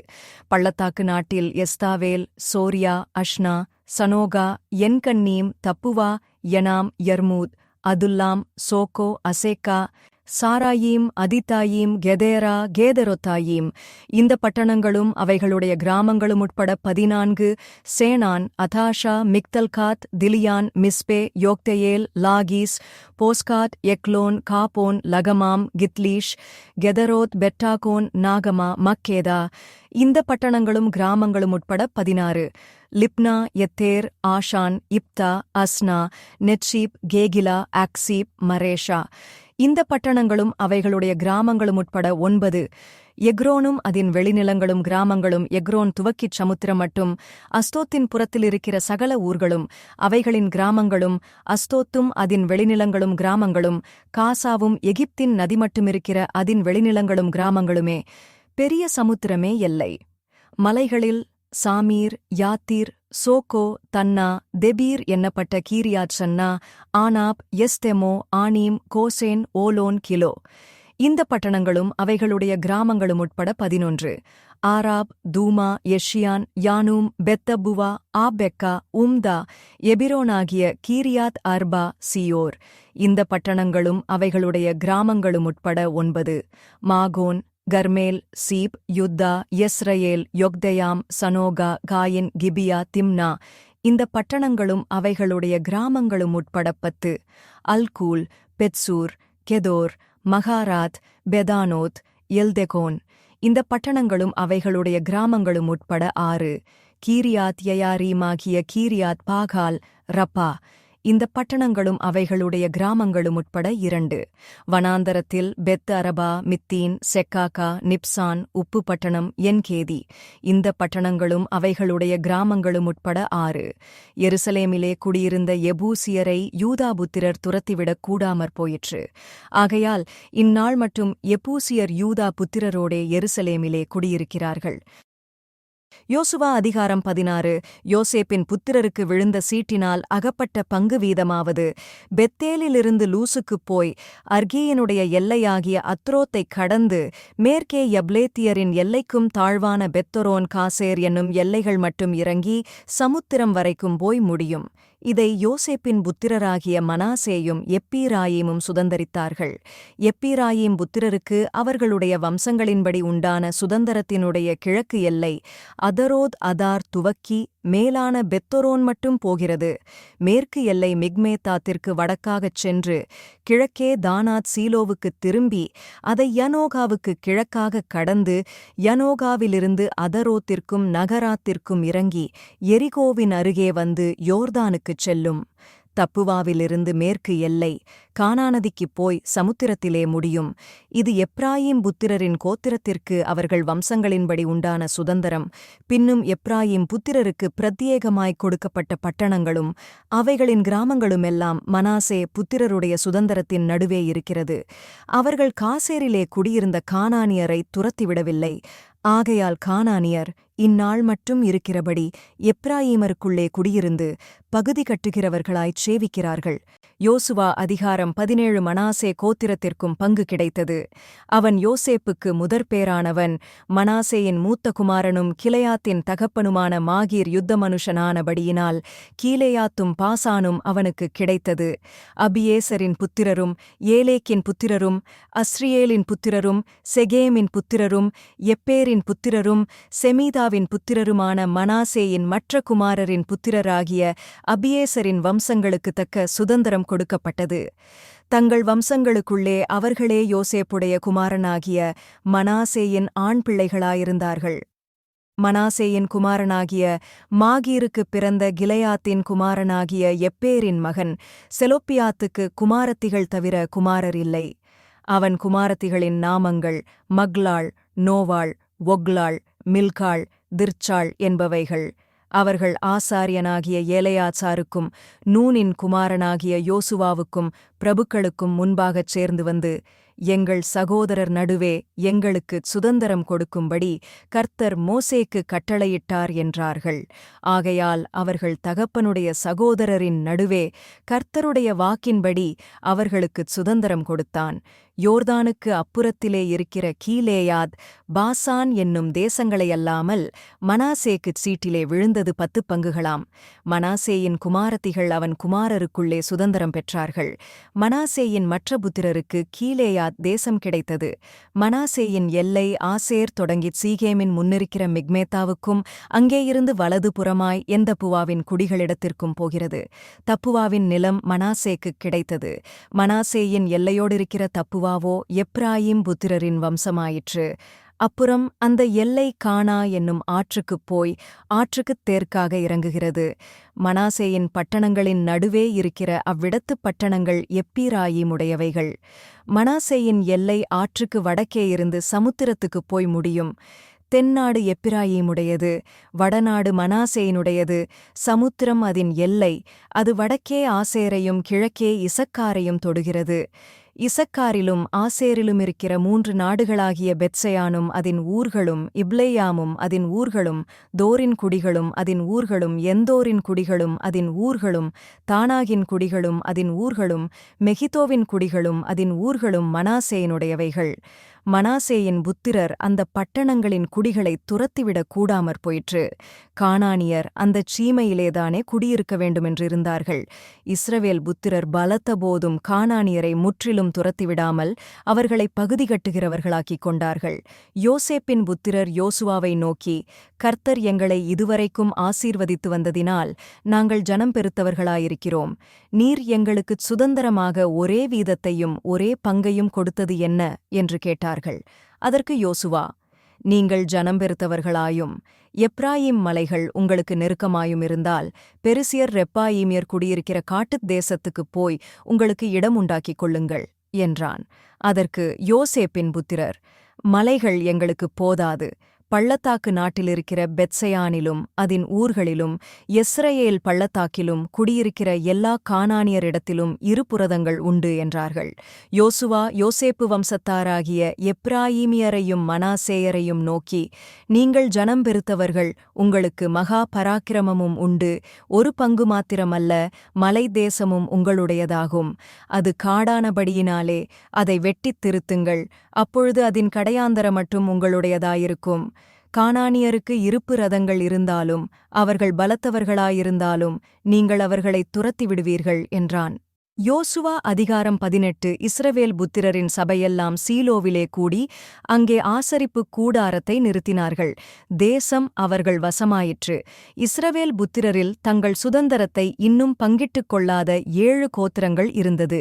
ஆகையால் யோசுவா இஸ்ரவேல் புத்திரரை நோக்கி, உங்கள் பிதாக்களின் தேவனாகிய கர்த்தர் உங்களுக்குக் கொடுத்த தேசத்தை சுதந்தரித்துக் கொள்ளப் போகிறதற்கு நீங்கள் எந்த மட்டும் அசதியாயிருப்பீர்கள்.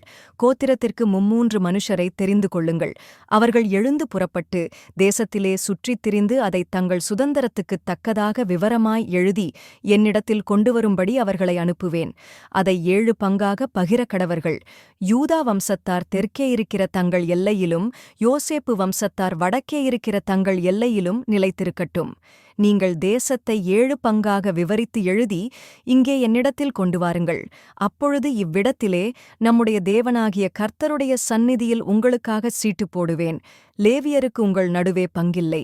கர்த்தருடைய ஆசாரிய பட்டமே அவர்கள் சுதந்தரம்.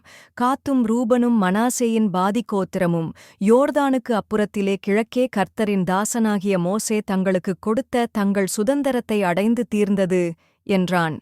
அப்பொழுது அந்த மனுஷர் எழுந்து புறப்பட்டு போனார்கள். தேசத்தை குறித்து விவரம் எழுதப் போகிறவர்களை யோசுவா நோக்கி, நீங்கள் போய் தேசத்திலே சுற்றித் திரிந்து அதன் விவரத்தை எழுதி என்னிடத்தில் திரும்பி வாருங்கள்.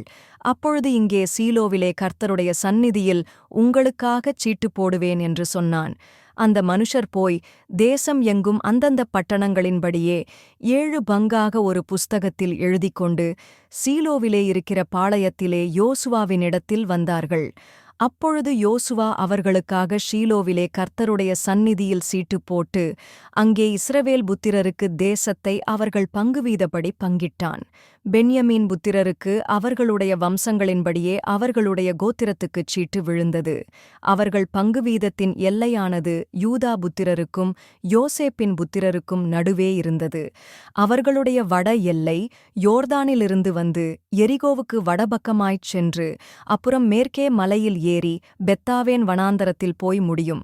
அங்கேயிருந்து அந்த எல்லை பெத்தேலாகிய லூசுக்கு வந்து லூசுக்குத் தென்பக்கமாய்ப் போய் அதரோத் அதாருக்குத் தாழ்வான பெத்தரோனுக்குத் தெற்கே இருக்கிற மலையருகே இறங்கும். அங்கேயிருந்து எல்லை மேற்கு மூலைக்கு பெத்தரோனுக்கு எதிரே தெற்காக இருக்கிற மலைக்குத் தென்புறமாய்ப் போய் திரும்பி கீரியாத் பாகால் எண்ணப்பட்ட யூதாபுத்திரரின் பட்டணமாகிய கீரியாத் யயாரீம் அருகே போய் முடியும். இது மேற்கு எல்லை. தென் எல்லை கீரியாத் யயாரீமின் முடிவிலிருக்கிறது.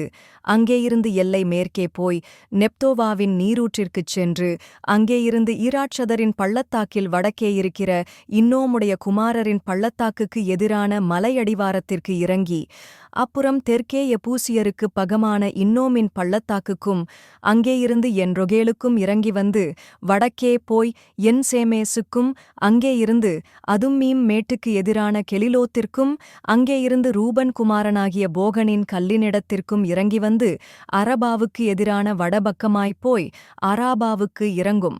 அப்புறம் அந்த எல்லை பெத்தோக்லாவுக்கு வடபக்கமாய்ப் போய் யோர்தானின் முகத்துவாரத்திற்குத் தெற்கான உப்புக்கடலின் வடமுனையிலே முடிந்து போம். இது தென் எல்லை. கிழக்கு புறத்தின் எல்லை யோர்தானே. இது பென்யமீன் புத்திரருக்கு அவர்களுடைய வம்சங்களின்படி சுற்றிலும் இருக்கிற எல்லைகளுக்கான சுதந்தரம். பென்யமீன் புத்திரரின் கோத்திரத்திற்கு அவர்களுடைய வம்சங்களின்படி இருக்கிற பட்டணங்களாவன எரிகோ, பெத்தோக்லா, கேசிஸ் பள்ளத்தாக்கு, பெத்தரபா, செமராயீம், பெத்தேல், ஆவீம், பாரா, ஓப்ரா, கேப்பாரமோனாய், ஒப்னி, காபா என்னும் 12 பட்டணங்களும் அவைகளின் கிராமங்களுமே. கிபியோன், ராமா, பேரோத், மிஸ்பே, கெப்பிரா, மோத்சா, ரெக்கேம், இர்பெயேல், தாராலா, சேலா, எலேப், எருசலேமாகிய எபூசி, கீபெயாத், கீரேயாத் என்னும் 14 பட்டணங்களும் அவைகளின் கிராமங்களுமே. பென்யமீன் புத்திரருக்கு அவர்கள் வம்சங்களின்படி இருக்கிற சுதந்திரம் இதுவே. யோசுவா அதிகாரம் 19 2ஆம் சீட்டு சிமியோனுக்கு விழுந்தது. சிமியோன் புத்திரரின் கோத்திரத்திற்கு அவர்கள் வம்சங்களின்படி கிடைத்த சுதந்திரம் யூதா புத்திரருடைய சுதந்திரத்தின் நடுவே இருக்கிறது. அவர்களுக்கு சுதந்திரமாக கிடைத்த பட்டணங்களாவன பெயர்செபா, சேபா, மோலாதா, ஆசார் சூகால், பாலா, ஆச்சேம், எல்தோலாத், பெத்தூல், ஓர்மா, சிக்லாக், பெத்மார்காபோத், ஆக்சார் சூசா, பெத்லெபாவோத், சர்கேன் பட்டணங்களும் அவைகளின் கிராமங்களும் உட்பட 13. மேலும் ஆயன், ரிம்மோன், எத்தேர், ஆசான் என்னும் 4 பட்டணங்களும் அவைகளின் கிராமங்களுமே. இந்த பட்டணங்களைச் சுற்றிலும் பாலாத் பெயர் மட்டும் தெற்கே இருக்கிற ராமாத் மட்டும் இருக்கிற எல்லா கிராமங்களுமே. இவை சிமியோன் புத்திரருடைய கோத்திரத்திற்கு அவர்கள் வம்சங்களின்படி கிடைத்த சுதந்தரம். சிமியோன் புத்திரருடைய சுதந்தரம் யூதா புத்திரரின் பங்கு வீதத்திற்குள் இருக்கிறது. யூதா புத்திரரின் பங்கு அவர்களுக்கு மிச்சமாயிருந்தபடியால் சிமியோன் புத்திரர் அவர்கள் சுதந்தரத்தின் நடுவிலே சுதந்தரம் பெற்றார்கள். 3ஆம் சீட்டு செபுலோன் புத்திரருக்கு விழுந்தது. அவர்களுக்கு அவர்கள் வம்சங்களின்படி கிடைத்த சுதந்தர பங்கு வீதம் சாரீத் மட்டுமுள்ளது. அவர்களுடைய எல்லை மேற்கே மாராலாவுக்கு ஏறி தாபசேத்துக்கு வந்து யொக்கினேயாமுக்கு எதிரான ஆற்றுக்குப் போம். சாரீதிலிருந்து அது கிழக்கே சூரியன் உதிக்கும் முனையாய் கிஸ்லோத்தாபோரின் எல்லையினிடத்துக்குத் திரும்பி தாபராத்துக்குச் சென்று யப்பியாவுக்கு ஏறி அங்கேயிருந்து கிழக்குப் புறத்திலே கித்தாயேபேரையும் இத்தாகாச்சீனையும் கடந்து ரிம்மோன் மெத்தோவாருக்கும் நேயாவுக்கும் போம். அப்புறம் அந்த எல்லை வடக்கே அன்னத்தோனுக்குத் திரும்பி இப்தாவேலின் பள்ளத்தாக்கிலே முடியும். காத்தாத், நகலால், சிம்ரோன், இதாலா, பெத்லகேம் முதலான 12 பட்டணங்களும் அவைகளின் கிராமங்களும் செபுலோன் புத்திரருக்கு அவர்கள் வம்சங்களின்படி கிடைத்த சுதந்தரம். 4ஆம் சீட்டு இசக்காருக்கு விழுந்தது. இசக்கார் புத்திரருக்கு அவர்கள் வம்சங்களின்படி கிடைத்த எல்லை யெஸ்ரயேல், கெசுல்லோத், சூனேம், அப்ராயீம், சீகோன், அனாகராத், ராபித், கிஷியோன், அபேத்ஸ், ரெமேத், என்கன்னீம், என்காதா, பெத்பாத்சஸ் இவைகளே. அப்புறம் அந்த எல்லை தாபோருக்கும் சகசீமாவுக்கும் பெத்ஷிமேசுக்கும் வந்து யோர்தானிலே முடியும். அதற்குள் 16 பட்டணங்களும் அவைகளுடைய கிராமங்களும் உண்டு. இந்த பட்டணங்களும் இவைகளைச் சேர்ந்த கிராமங்களும் இசக்கார் புத்திரரின் கோத்திரத்திற்கு அவர்களுடைய வம்சங்களின்படி கிடைத்த சுதந்தரம். 5ஆம் சீட்டு ஆசேர் புத்திரருடைய கோத்திரத்துக்கு விழுந்தது. அவர்களுடைய வம்சங்களின்படி அவர்களுக்கு கிடைத்த எல்லை எல்காத், ஆலி, பேதேன், அக்சாப், அலம்மேலெக், ஆமாத், மிஷயால் இவைகளே. பின்பு அது மேற்கே கர்மேலுக்கும் சீகோர் லிப்னாத்திற்கும் சென்று கிழக்கே பெத்தாகோனுக்குத் திரும்பி செபுலோனுக்கு வடக்கே இருக்கிற இப்தாவேலின் பள்ளத்தாக்குக்கும் பெத்தேமேக்குக்கும் நேகியலுக்கும் வந்து இடதுபுறமான காபூலுக்கும் எபிரோனுக்கும் ரேகோபுக்கும் அம்மோனுக்கும் கானாவுக்கும் பெரிய சீதோன் மட்டும் போம். அப்புறம் அந்த எல்லை ராமாவுக்கும் தீரு என்னும் அரணிப்பான பட்டணம் மட்டும் திரும்பும். பின்பு அந்த எல்லை ஓசாவுக்குத் திரும்பி அக்சீபின் எல்லை ஓரத்திலுள்ள சமுத்திரத்திலே முடியும். உம்மாவும் ஆப்பெக்கும் ரேகோபும் அதற்கு அடுத்திருக்கிறது. இந்த பட்டணங்களும் இவைகளின் கிராமங்களும் 22. இந்த பட்டணங்களும் இவைகளின் கிராமங்களும் ஆசேர் புத்திரரின் கோத்திரத்துக்கு அவர்கள் வம்சங்களின்படி கிடைத்த சுதந்தரம். 6ஆம் சீட்டு நப்தலி புத்திரருக்கு விழுந்தது.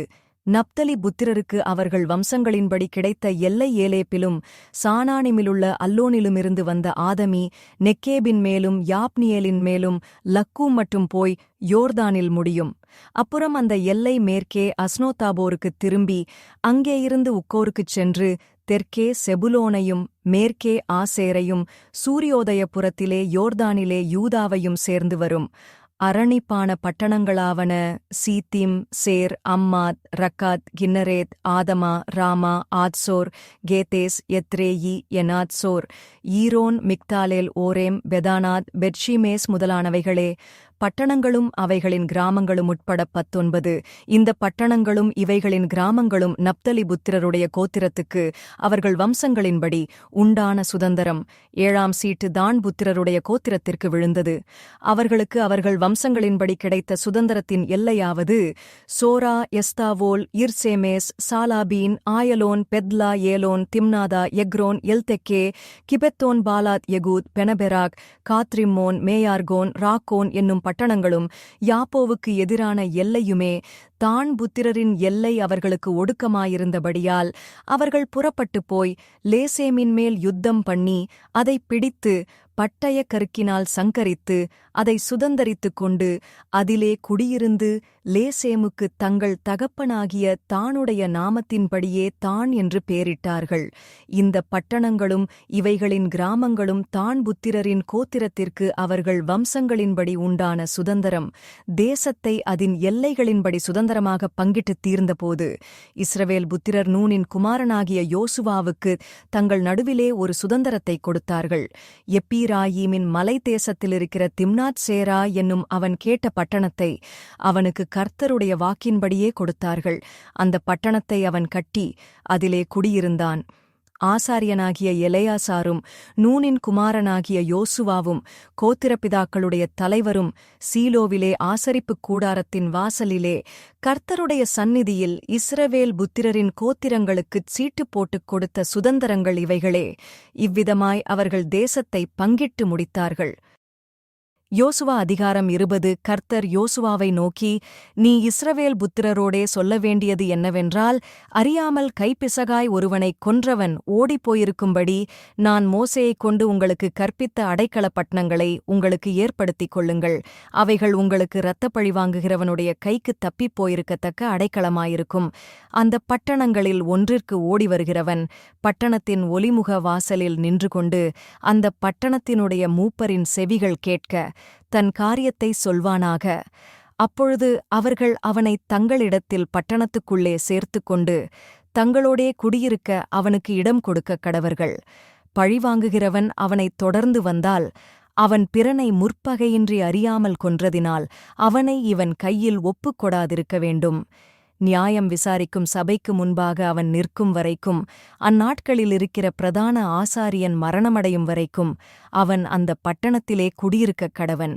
பின்பு கொலை செய்தவன்தான் விட்டோடிப்போன தன் பட்டணத்திற்கும் தன் வீட்டிற்கும் திரும்பிப் போக வேண்டும் என்று சொல் என்றார்.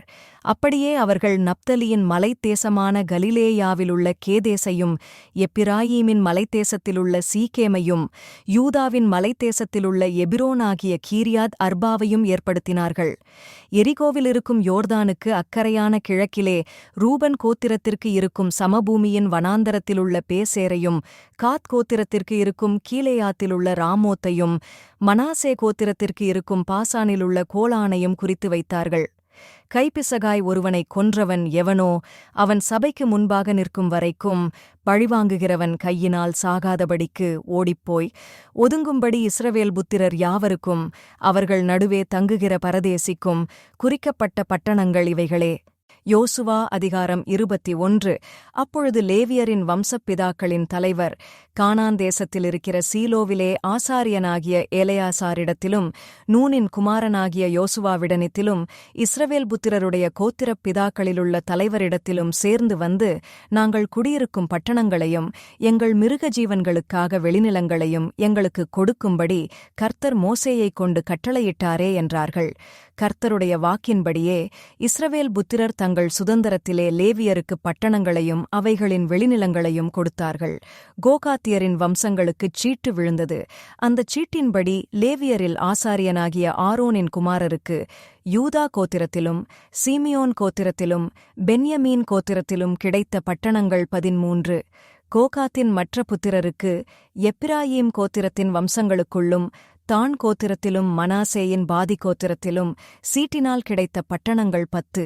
கெர்சோன் புத்திரருக்கு இசக்கார் கோத்திரத்தின் வம்சங்களுக்குள்ளும் ஆசேர் கோத்திரத்திலும் நப்தலி கோத்திரத்திலும் பாசானிலிருக்கிற மனாசேயின் பாதி கோத்திரத்திலும் சீட்டினால் கிடைத்த பட்டணங்கள் 13. மெராரி புத்திரருக்கு அவர்கள் வம்சங்களின்படியே ரூபன் கோத்திரத்திலும் கிடைத்த பட்டணங்கள் 12.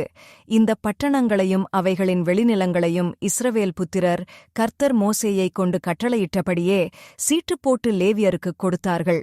லேவியின் குமாரரில் முதலாம் சீட்டைப் பெற்ற கோகாத்தியரின் வம்சங்களிலே இருக்கிற ஆரோனின் குமாரருக்கு யூதா புத்திரரின் கோத்திரத்திலும் சிமியோன் புத்திரரின் கோத்திரத்திலும் அவர்கள் கொடுத்தவைகளும் பேர்பேராய்ச் சொல்லப்பட்டவைகளுமான பட்டணங்களின் நாயங்களாவன. யூதாவின் மலைத்தேசத்தில் ஆனாக்கின் தகப்பனாகிய அர்பாவின் பட்டணமான எபிரோனையும் அதைச் சூழ்ந்த வெளிநிலங்களையும் அவர்களுக்குக் கொடுத்தார்கள். பட்டணத்தைச் சேர்ந்த வயல்களையும் அதின் பட்டிகளையும் எப்புன்னேயின் குமாரனாகிய காலேபுக்குக் காணியாட்சியாகக் கொடுத்தார்கள். இப்படியே கொலை செய்தவனுக்கு அடைக்கலப்பட்டணமாக ஆசாரியனாகிய ஆரோனின் குமாரருக்கு எபிரோனையும் அதின் வெளிநிலங்களையும், லிப்னாவையும் அதின் வெளிநிலங்களையும், யாத்தீரையும் அதின் வெளிநிலங்களையும், எஸ்தெமோவாவையும் அதின் வெளிநிலங்களையும், ஓலோனையும் அதின் வெளிநிலங்களையும், தெபீரையும் அதின் வெளிநிலங்களையும், ஆயீனையும் அதின் வெளிநிலங்களையும், யுத்தாவையும் அதின் வெளிநிலங்களையும், பெத்ஷிமேசையும் அதின் வெளிநிலங்களையும் கொடுத்தார்கள். அந்த 2 கோத்திரங்களிலிருக்கிற பட்டணங்கள் 9. பென்யமீன் கோத்திரத்திலே அவர்களுக்கு கிபியோனையும் அதின் வெளிநிலங்களையும், கேபாவையும் அதின் வெளிநிலங்களையும், ஆனதோத்தையும் அதின் வெளிநிலங்களையும், அல்மோனையும் அதின் வெளிநிலங்களையும் கொடுத்தார்கள். இந்த பட்டணங்கள் 4. ஆசாரியரான ஆரோனுடைய குமாரரின் பட்டணங்களெல்லாம் அவைகளின் வெளிநிலங்களுட்பட 13. லேவியரான கோகாத்தின் புத்திரரில் மீதியான அவர்களுடைய மற்ற வம்சங்களுக்கு எப்ராயீமின் கோத்திரத்திலே அவர்களுக்கு பங்கு வீதமாக அவர்கள் கொடுத்த பட்டணங்களாவன. கொலை செய்த அடைக்கலப் பட்டணமான எப்பிராயீமின் மலை தேசத்தில் இருக்கிற சீகேமையும் அதின் வெளிநிலங்களையும், கேசேரையும் அதின் வெளிநிலங்களையும், கிப்சாயீமையும் அதின் வெளிநிலங்களையும், பெத்தொரோனையும் அதின் வெளிநிலங்களையும் அவர்களுக்குக் கொடுத்தார்கள். இந்தப் பட்டணங்கள் 4. தான் கோத்திரத்திலே எல்தெக்கேயையும் அதின் வெளிநிலங்களையும், கிபெத்தோனையும் அதின் வெளிநிலங்களையும், ஆயலோனையும் அதின் வெளிநிலங்களையும், காத்ரிம்மோனையும் அதின் வெளிநிலங்களையும் அவர்களுக்குக் கொடுத்தார்கள். இந்தப் பட்டணங்கள் 4. மனாசேயின் பாதிக் கோத்திரத்திலே தானாகையும் அதின் வெளிநிலங்களையும், காத்ரிம்மோனையும் அதின் வெளிநிலங்களையும் அவர்களுக்குக் கொடுத்தார்கள். இந்தப் பட்டணங்கள் 2. கோகாத் புத்திரரின் மீதியான வம்சங்களுக்கு உண்டான பட்டணங்களெல்லாம் அவைகளின் வெளிநிலங்களுட்பட 10. லேவியரின் வம்சங்களிலே கெர்சோன் புத்திரருக்கு மனாசேயின் பாதிக்கோத்திரத்தில் கொலை செய்தவனுக்கு அடைக்கலப் பட்டணமான பாசானிலுள்ள கோலானையும் அதின் வெளிநிலங்களையும், பெயேஸ்திராவையும் அதின் வெளிநிலங்களையும் கொடுத்தார்கள். இந்த பட்டணங்கள் 2. இசக்காரின் கோத்திரத்திலே கீஷோனையும் அதின் வெளிநிலங்களையும், தாபராத்தையும் அதின் வெளிநிலங்களையும் கொடுத்தார்கள். இந்த பட்டணங்கள் 4. யர்மூத்தையும் அதின் வெளிநிலங்களையும், என்கண்ணீமையும் அதின் வெளிநிலங்களையும் கொடுத்தார்கள். இந்த பட்டணங்கள் 4. ஆசேரின் கோத்திரத்திலே மிஷயாலையும் அதின் வெளிநிலங்களையும், அப்தோனையும் அதின் வெளிநிலங்களையும், எல்காத்தையும் அதின் வெளிநிலங்களையும், ரேகோப்பையும் அதின் வெளிநிலங்களையும் கொடுத்தார்கள். இந்த பட்டணங்கள் 4. நப்தலி கோத்திரத்திலே கொலை செய்தவனுக்கு அடைக்கலப் பட்டணமாக கலிலேயாவிலுள்ள கேதேசையும் அதின் வெளிநிலங்களையும், அம்மோத்தோரையும் அதின் வெளிநிலங்களையும், கர்த்தானையும் அதின் வெளிநிலங்களையும் கொடுத்தார்கள். இந்த பட்டணங்கள் 3. கெர்சோனியருக்கு அவர்கள் வம்சங்களின்படி உண்டான பட்டணங்களெல்லாம் அவைகளின் வெளிநிலங்களுட்பட 13. மற்ற லேவியராகிய மெராரி புத்திரரின் வம்சங்களுக்கு செபுலோன் கோத்திரத்திலே யொக்னியாமையும் அதின் வெளிநிலங்களையும், கர்தாவையும் அதின் வெளிநிலங்களையும், திம்னாவையும் அதின் வெளிநிலங்களையும், நகலாலையும் அதின் வெளிநிலங்களையும் கொடுத்தார்கள். இந்த பட்டணங்கள் 4. ரூபன் கோத்திரத்திலே பேசேரையும் அதின் வெளிநிலங்களையும், கெதமோத்தையும் அதின் வெளிநிலங்களையும், மெபாகாத்தையும் அதின் வெளிநிலங்களையும் கொடுத்தார்கள். இந்த பட்டணங்கள் 4. கெதமோத்தையும் அதின் வெளிநிலங்களையும், மெபாகாத்தையும் அதின் வெளிநிலங்களையும் கொடுத்தார்கள். இந்த பட்டணங்கள் 4. காத் கோத்திரத்திலே கொலை செய்தவனுக்கு அடைக்கலப் பட்டணமாக கீலேயாத்திலுள்ள ராமோத்தையும் அதின் வெளிநிலங்களையும், மக்னாயிமையும் அதின் வெளிநிலங்களையும், எஸ்போனையும் அதின் வெளிநிலங்களையும், யாசேரையும் அதின் வெளிநிலங்களையும் கொடுத்தார்கள். இந்த பட்டணங்கள் 4. இவைகளெல்லாம் லேவியரின் மற்ற வம்சங்களாகிய மெராரி புத்திரருக்கு அவர்கள் வம்சங்களின்படி கிடைத்த பட்டணங்கள். அவர்களுடைய பங்குவீதம் 12 பட்டணங்கள். இஸ்ரவேல் புத்திரருடைய காணியாட்சியின் நடுவிலே இருக்கிற லேவியரின் பட்டணங்களெல்லாம் அவைகளின் வெளிநிலங்களுட்பட 48. இந்த பட்டணங்களில் ஒவ்வொன்றிற்கும் அததை சூழ்ந்த வெளிநிலங்கள் இருந்தது. எல்லா பட்டணங்களுக்கும் அப்படியே இருந்தது. இந்த பிரகாரமாக கர்த்தர் இஸ்ரவேலுக்கு கொடுப்பேன் என்று அவர்களுடைய பிதாக்களுக்கு ஆணையிட்ட தேசத்தையெல்லாம் கொடுத்தார். அவர்கள் அவைகளை சுதந்தரித்துக் கொண்டு அவைகளிலே குடியிருந்தார்கள். கர்த்தர் அவர்களுடைய பிதாக்களுக்கு ஆணையிட்டபடியெல்லாம் அவர்களை சுற்றிலும் யுத்தமில்லாமல் இளைப்பாற பண்ணினார். அவர்களுடைய எல்லா சத்துருக்களிலும் ஒருவரும் அவர்களுக்கு முன்பாக நிற்கவில்லை. அவர்கள் சத்துருக்களையெல்லாம் கர்த்தர் அவர்கள் கையில் ஒப்புக் கொடுத்தார். கர்த்தர் இஸ்ரவேல் குடும்பத்தாருக்குச் சொல்லியிருந்த நல்வார்த்தைகளிலெல்லாம் ஒரு வார்த்தையும் தவறிப்போகவில்லை. எல்லாம் நிறைவேறிற்று. யோசுவா அதிகாரம் 22. அப்பொழுது யோசுவா ரூபனியரையும் காத்தியரையும் மனாசேயின் பாதிக்கோத்திரத்தாரையும் அழைத்து அவர்களை நோக்கி, கர்த்தருடைய தாசனாகிய மோசே உங்களுக்கு கட்டளையிட்டவைகளையெல்லாம் நீங்கள் கைக்கொண்டீர்கள். நான் உங்களுக்கு கட்டளையிட்ட யாவிலும் என் சொற்படி செய்தீர்கள். நீங்கள் இதுவரைக்கும் அநேக நாளாக உங்கள் சகோதரரை கைவிடாமல் உங்கள் தேவனாகிய கர்த்தருடைய கட்டளையை காத்துக்கொண்டு நடந்தீர்கள். இப்பொழுதும் உங்கள் தேவனாகிய கர்த்தர் தாம் உங்கள் சகோதரருக்குச் சொல்லியிருந்தபடியே அவர்களை இளைப்பாற பண்ணினார். ஆகையால் கர்த்தரின் தாசனாகிய மோசே யோர்தானுக்கு அப்புறத்திலே உங்களுக்கு கொடுத்த உங்கள் காணியாட்சியான தேசத்திலிருக்கிற உங்கள் கூடாரங்களுக்குத் திரும்பிப் போங்கள். ஆனாலும் நீங்கள் உங்கள் தேவனாகிய கர்த்தரில் அன்பு கூர்ந்து அவருடைய வழிகளிலெல்லாம் நடந்து அவர் கற்பனைகளைக் கைக்கொண்டு அவரை பற்றிக் கொண்டிருந்து அவரை உங்கள் முழு இருதயத்தோடும் உங்கள் முழு ஆத்துமாவோடும் சேவிக்கிறதற்காக கர்த்தரின் தாசனாகிய மோசே உங்களுக்கு கற்பித்த கற்பனையின்படியேயும் நியாயப்பிரமாண பிரமாணத்தின்படியேயும் செய்யும்படி மாத்திரம் வெகு சாவதானமாயிருங்கள் என்றான். இவ்விதமாய் யோசுவா அவர்களை ஆசீர்வதித்து அவர்களை அனுப்பிவிட்டான். அவர்கள் தங்கள் கூடாரங்களுக்குப் போய்விட்டார்கள். மனாசேயின் பாதி கோத்திரத்துக்கு மோசே பாசானிலே சுதந்தரம் கொடுத்தான். அதின் மற்ற பாதிக்கு யோசுவா யோர்தானுக்கு இப்புறத்திலே மேற்கே அவர்கள் சகோதரரோடே கூடச் சுதந்தரம் கொடுத்தான். யோசுவா அவர்களை அவர்கள் கூடாரங்களுக்கு அனுப்பிவிடுகிற போது அவர்களை ஆசிர்வதித்து, நீங்கள் மிகுந்த ஐசுவரியத்தோடும் மகா ஏராளமான ஆடு மாடுகளோடும் பொன் வெள்ளி வெண்கலம் இரும்போடும் அநேக வஸ்திரங்களோடும் உங்கள் கூடாரங்களுக்குத் திரும்பி உங்கள் சத்துருக்களிடத்திலே கொள்ளையிட்டதை உங்கள் சகோதரரோடே பங்கிட்டுக் கொள்ளுங்கள் என்றான். அப்பொழுது ரூபன் புத்திரரும் காத் புத்திரரும் மனாசேயின் பாதி கோத்திரத்தாரும் கர்த்தர் மோசேயைக் கொண்டு கட்டளையிட்டபடியே தாங்கள் கைவசம் பண்ணிக்கொண்ட தங்கள் காணியாட்சி தேசமான கீலேயாத் தேசத்துக்குப் போகும்படிக்கு கானான் தேசத்திலுள்ள சிலோவிலிருந்த இஸ்ரவேல் புத்திரரை விட்டு திரும்பி போனார்கள். கானான் தேசத்தில் இருக்கிற யோர்தானின் எல்லைகளுக்கு வந்தபோது ரூபன் புத்திரரும் காத் புத்திரரும் மனாசேயின் பாதி கோத்திரத்தாரும் அங்கே யோர்தானின் ஓரத்திலே பார்வைக்குப் பெரிதான ஒரு பீடத்தைக் கட்டினார்கள்.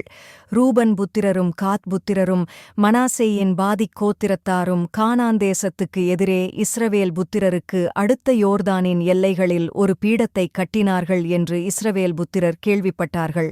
அவர்கள் அதை கேள்விப்பட்ட போது இஸ்ரவேல் புத்திரரின் சபையாரெல்லாரும் அவர்களுக்கு விரோதமாய் யுத்தம் பண்ணும்படி சீலோவிலே கூடி கீலேயாத் தேசத்தில் இருக்கிற ரூபன் புத்திரரிடத்துக்கும் காத் புத்திரரிடத்துக்கும் மனாசேயின் பாதி கோத்திரத்தாரிடத்துக்கும் ஆசாரியனாகிய ஏலெயாசாருடைய குமாரனாகிய பினெகாசையும் அவனோடே கூட இஸ்ரவேலுடைய எல்லா கோத்திரங்களிலும் ஒவ்வொரு பிதாவின் குடும்பத்துக்கு ஒவ்வொரு பிரபுவாக 10 பிரபுக்களையும் அனுப்பினார்கள். இஸ்ரவேலின் சேனைகளிலே 1000 ஒவ்வொருவனும் தன் தன் பிதாவின் குடும்பத்துக்குத் தலைவனாயிருந்தான்.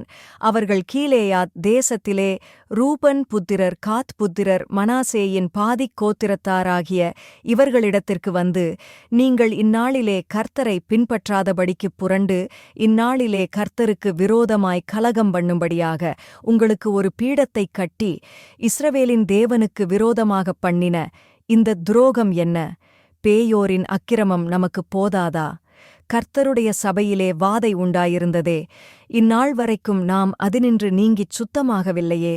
நீங்கள் இந்நாளில் கர்த்தரை பின்பற்றாதபடிக்கு புரளுவீர்களோ, இன்று கர்த்தருக்கு விரோதமாய் கலகம் பண்ணுவீர்களோ, அவர் நாளைக்கு இஸ்ரவேல் சபையனைத்தின் மேலும் கடுங்கோபங்கொள்வாரே. உங்கள் காணியாட்சியான தேசம் தீட்டாயிருந்ததானால் கர்த்தருடைய வாசஸ்தலம் தங்குகிற கர்த்தருடைய காணியாட்சியான அக்கரையிலுள்ள தேசத்திற்கு வந்து எங்கள் நடுவே காணியாட்சி பெற்றுக்கொள்ளலாமே. நீங்கள் நம்முடைய தேவனாகிய கர்த்தரின் பலிபீடத்தையல்லாமல் உங்களுக்கு வேறொரு பீடத்தைக் கட்டுகிறதினாலே கர்த்தருக்கும் எங்களுக்கும் விரோதமான இரண்டகம் பண்ணாதிருங்கள். சேராவின் குமாரனாகிய ஆகான் சாபத்தீடான பொருளை குறித்து துரோகம் பண்ணினதினாலே இஸ்ரவேல் சபையின் மேல் எல்லாம் கடுங்கோபம் வரவில்லையா? அவன் ஒருவன் மாத்திரம் தன் அக்கிரமத்தினாலே மடிந்து போகவில்லை என்று கர்த்தருடைய சபையார் எல்லாரும் சொல்லச் சொன்னார்கள் என்றார்கள். அப்பொழுது ரூபன் புத்திரரும் காத் புத்திரரும் மனாசேயின் பாதி கோத்திரத்தாரும் இஸ்ரவேலின் 1000 தலைவருக்கு பிரதியுத்தரமாக, தேவாதி தேவனாகிய கர்த்தர், தேவாதி தேவனாகிய கர்த்தரே அதை அறிந்திருக்கிறார். இஸ்ரவேலரும் அறிந்து கொள்வார்கள். அது இரண்டகத்தினாலாவது கர்த்தருடைய கட்டளைக்கு விரோதமான துரோகத்தினாலாவது செய்யப்பட்டதானால் இந்நாளில் அவர் எங்களை காப்பாற்றாமல் இருக்கக் கடவர். ஒரு காரியத்தை குறித்து நாங்கள் எங்களுக்கு அந்த பலிபீடத்தை கட்டினதேயல்ல அல்லாமல் கர்த்தரை பின்பற்றாதபடிக்கு விலகுவதற்காவது அதின்மேல் சர்வாங்க தகன பலிகளையாகிலும் போஜன பலியையாகிலும் சமாதான பலிகளையாகிலும் செலுத்துகிறதற்காவது அதை செய்ததுண்டானால் கர்த்தர் அதை விசாரிப்பாராக. நாளைக்கு உங்கள் பிள்ளைகள் எங்கள் பிள்ளைகளை நோக்கி, இஸ்ரவேலின் தேவனாகிய கர்த்தருக்கும் உங்களுக்கும் என்ன? ரூபன் புத்திரர் காத் புத்திரர் ஆகிய உங்களுக்கும் எங்களுக்கும் நடுவே கர்த்தர் யோர்தானை எல்லையாக வைத்தார். கர்த்தரிடத்தில் உங்களுக்கு பங்கில்லை என்று சொல்லி எங்கள் பிள்ளைகளை கர்த்தருக்கு பயப்படாதிருக்கச் செய்வார்கள் என்கிற ஐயத்தினாலே நாங்கள் சொல்லிக் கொண்டது என்னவென்றால், சர்வாங்க தகனத்திற்கும் அல்ல, பலிக்கும் அல்ல, எங்கள் சர்வாங்க தகனங்களாலும் பலிகளாலும் சமாதான பலிகளாலும் நாங்கள் கர்த்தரின் சந்நிதியில் அவருடைய ஆராதனையை செய்யத்தக்கவர்கள் என்று எங்களுக்கும் உங்களுக்கும் நமக்கு பின்வரும் நம்முடைய சந்ததியாருக்கும் நடுவே சாட்சி உண்டாயிருக்கும்படிக்கும் கர்த்தரிடத்தில் உங்களுக்கு பங்கில்லை என்று உங்கள் பிள்ளைகள் நாளைக்கு எங்கள் பிள்ளைகளோடே சொல்லாதபடிக்குமே ஒரு பலிபீடத்தை நமக்காக உண்டு பண்ணுவோம் என்றோம். நாளைக்கு எங்களோடாவது எங்கள் சந்தடியாரோடாவது அப்படிச் சொல்வார்களானால் அப்பொழுது சர்வாங்கதகனத்திற்கும் அல்ல பலிக்கும் அல்ல எங்களுக்கும் உங்களுக்கும் நடுவே சாட்சியாக எங்கள் பிதாக்கள் உண்டு பண்ணின கர்த்தருடைய பலிபீடத்தின் சாயலான பீடத்தை பாருங்கள் என்று சொல்லலாம் என்றோம். நம்முடைய தேவனாகிய கர்த்தரின் வாசஸ்தலத்திற்கு முன்பாக இருக்கிற அவருடைய பலிபீடத்தைத் தவிர நாங்கள் சர்வாங்கதகனத்திற்கும் போஜன பலிக்கும் மற்ற பலிக்கும் வேறொரு பீடத்தை கட்டுகிறதினாலே கர்த்தருக்கு விரோதமாய் கலகம் பண்ணுவதும் இன்று கர்த்தரை பின்பற்றாதபடிக்கு விலகுவதும் எங்களுக்கு தூரமாயிருப்பதாக என்றார்கள். ரூபன் புத்திரரும் காத் புத்திரரும் மனாசே புத்திரரும் சொல்லுகிற வார்த்தைகளை ஆசாரியனாகிய பினெகாசும் அவனோடே இருந்த சபையின் பிரபுக்களும் இஸ்ரவேலுடைய 1000 தலைவரும் கேட்டபோது அது அவர்கள் பார்வைக்கு நன்றாயிருந்தது. அப்பொழுது ஆசாரியனாகிய ஏலாயாசாரின் குமாரனாகிய பினெகாஸ் ரூபன் புத்திரரையும் காத் புத்திரரையும் மனாசே புத்திரரையும் நோக்கி, நீங்கள் கர்த்தருக்கு விரோதமாய் அப்படி கொத்த துரோகத்தை செய்யாதிருக்கிறதினாலே கர்த்தர் நம்முடைய நடுவிலே இருக்கிறார் என்பதை இன்று அறிந்திருக்கிறோம். இப்பொழுது இஸ்ரவேல் புத்திரரை கர்த்தரின் கைக்கு தப்புவித்தீர்கள் என்றான். ஆசாரியனாகிய எலெயாசாரின் குமாரனாகிய பினெகாசும் பிரபுக்களும் கிலேயாத் தேசத்தில் இருக்கிற ரூபன் புத்திரரையும் விட்டு கானான் தேசத்திற்கு இஸ்ரவேல் புத்திரரிடத்தில் திரும்பி வந்து அவர்களுக்கு மறு செய்தி சொன்னார்கள். அந்தச் செய்தி இஸ்ரவேல் புத்திரரின் பார்வைக்கு நன்றாயிருந்தது. ஆகையால் ரூபன் புத்திரரும் காத் புத்திரரும் குடியிருக்கிற தேசத்தை அழித்துவிட அவர்கள் மேல் யுத்தத்திற்கு புறப்படுவோம் என்கிற பேச்சை விட்டு இஸ்ரவேல் புத்திரர் தேவனை ஸ்தோத்திரித்தார்கள். கர்த்தரே தேவன் என்பதற்கு அந்த பீடம் நமக்குள்ளே சாட்சியாயிருக்கும் என்று சொல்லி ரூபன் புத்திரரும் காத் புத்திரரும் அதற்கு ஏத் என்று பெயரிட்டார்கள். யோசுவா அதிகாரம் 23. கர்த்தர் இஸ்ரவேலைச் சுற்றிலும் இருந்த அவர்களுடைய எல்லா சத்துருக்களாலும் யுத்தமில்லாபடிக்கு இளைப்பாற பண்ணி அநேக நாள் சென்ற பின்பு யோசுவா வயது சென்று முதிர்ந்தவனான போது யோசுவா இஸ்ரவேலின் மூப்பரையும் தலைவரையும் நியாயாதிபதிகளையும் அதிபதிகளையும் மற்ற எல்லாரையும் அழைப்பித்து அவர்களை நோக்கி, நான் வயது சென்று முதிர்ந்தவனானேன். உங்கள் தேவனாகிய கர்த்தர் உங்களுக்கு முன்பாக இந்தச் சகல ஜாதிகளுக்கும் செய்த யாவையும் நீங்கள் கண்டீர்கள். உங்கள் தேவனாகிய கர்த்தர் தாமே உங்களுக்காக யுத்தம் பண்ணினார். பாருங்கள், யோர்தான் முதல் நான் நிர்மூலமாக்கினவைகளும் மேற்கிலுள்ள பெரிய சமுத்திரம் மட்டும் இன்னும் மீதியாயிருக்கிறவைகளுமான சகல ஜாதிகளின் தேசத்தையும் சீட்டு போட்டு உங்களுக்கு உங்கள் கோத்திரங்களுக்குத் தக்கதாய் சுதந்திரமாகப் பங்கிட்டேன். உங்கள் தேவனாகிய கர்த்தர் உங்களுக்குச் சொன்னபடியே நீங்கள் அவர்களுடைய தேசத்தைக் கட்டிக்கொள்ளும்படிக்கு உங்கள் தேவனாகிய கர்த்தர் தாமே அவர்களை உங்களுக்கு முன்பாகத் துரத்தி உங்கள் பார்வையினின்று அகற்றிப் போடுவார்.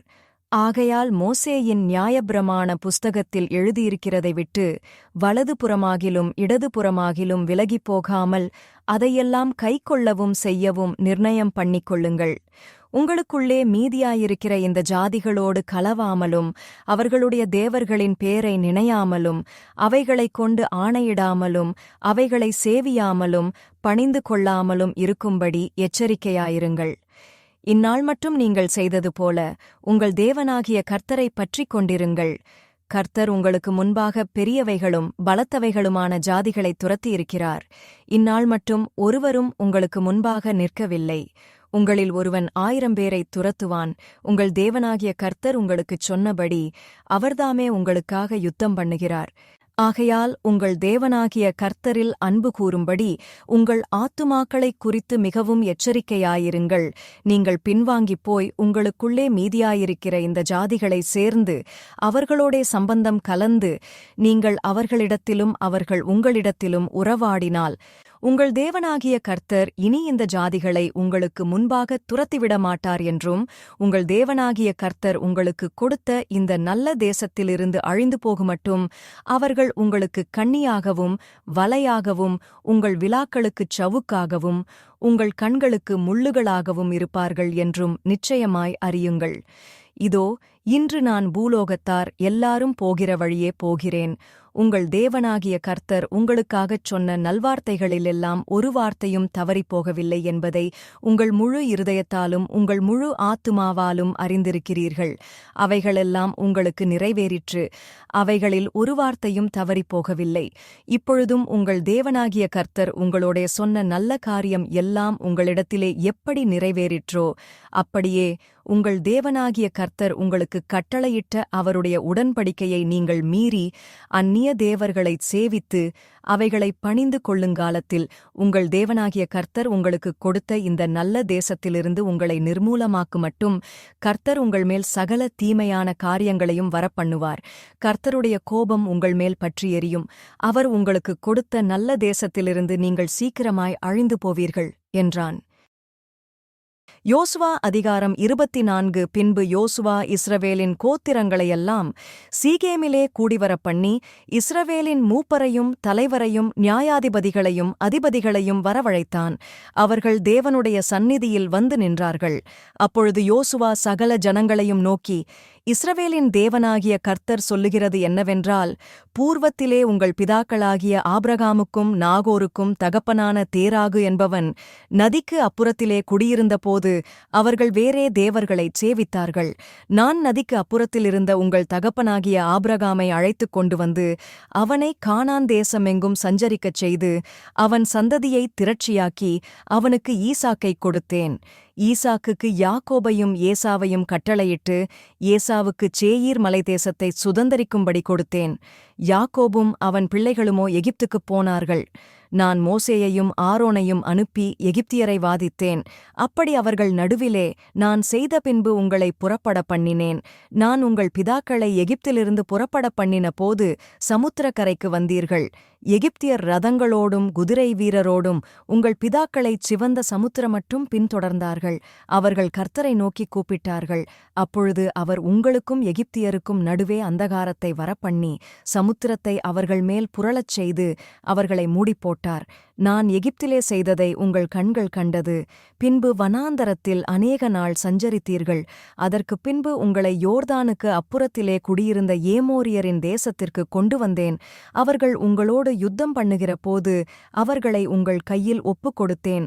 அவர்கள் தேசத்தைக் கட்டிக்கொண்டீர்கள். அவர்களை உங்கள் முகத்தினின்று அழித்துவிட்டேன். அப்பொழுது சிப்போரின் குமாரன் பாலாக் என்னும் மோவாபியரின் ராஜா எழும்பி இஸ்ரவேலோடு யுத்தம் பண்ணி உங்களை சபிக்கும்படி பேயோரின் குமாரனாகிய பிலேயாமை அழைத்தனுப்பினான்.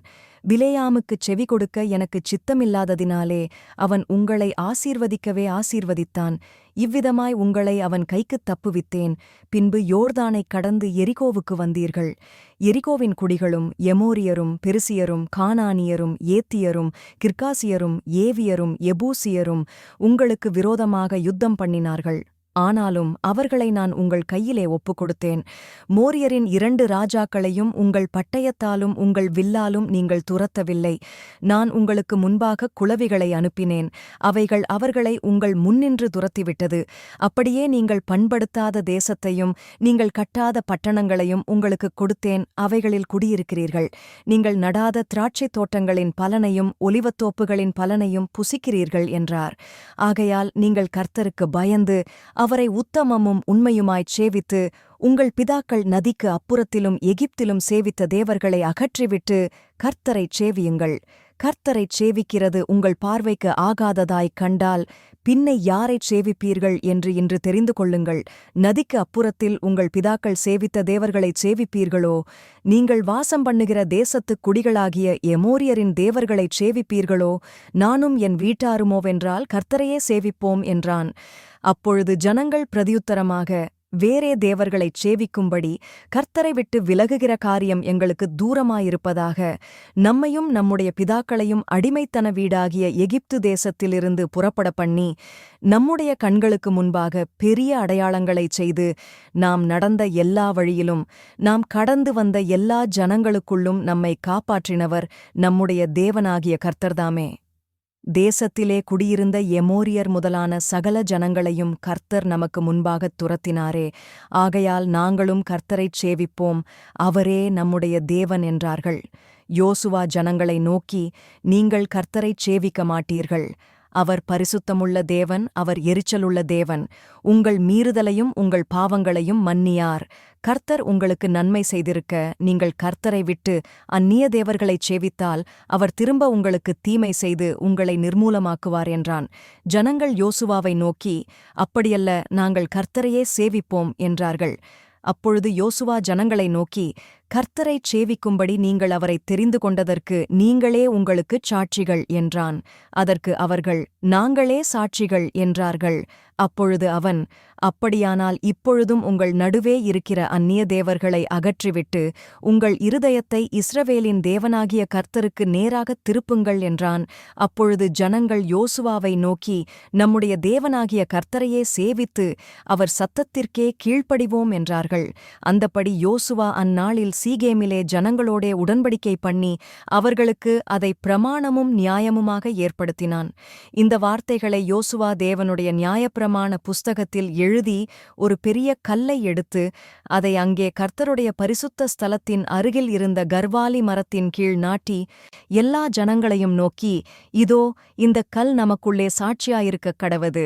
கர்த்தர் நம்மோடே சொன்ன எல்லா வார்த்தைகளையும் இது கேட்டது. நீங்கள் உங்கள் தேவனுக்கு விரோதமாகப் பொய் சொல்லாதபடிக்கு இது உங்களுக்குச் சாட்சியாயிருக்கக் கடவது என்று சொல்லி யோசுவா ஜனங்களை அவரவர் சுதந்திரத்திற்கு அனுப்பிவிட்டான். இந்த காரியங்கள் நடந்த பின்பு நூனின் குமாரனாகிய யோசுவா என்னும் கர்த்தருடைய ஊழியக்காரன் 110 வயதுள்ளவனாய் மரணமடைந்தான். அவனை எப்ராயீமின் மலைத்தேசத்திலுள்ள காயாஸ் மலைக்கு வடக்கே இருக்கிற திம்னாத் ஷேரா என்னும் அவனுடைய சுதந்திரத்தின் எல்லைக்குள்ளே அடக்கம் பண்ணினார்கள்.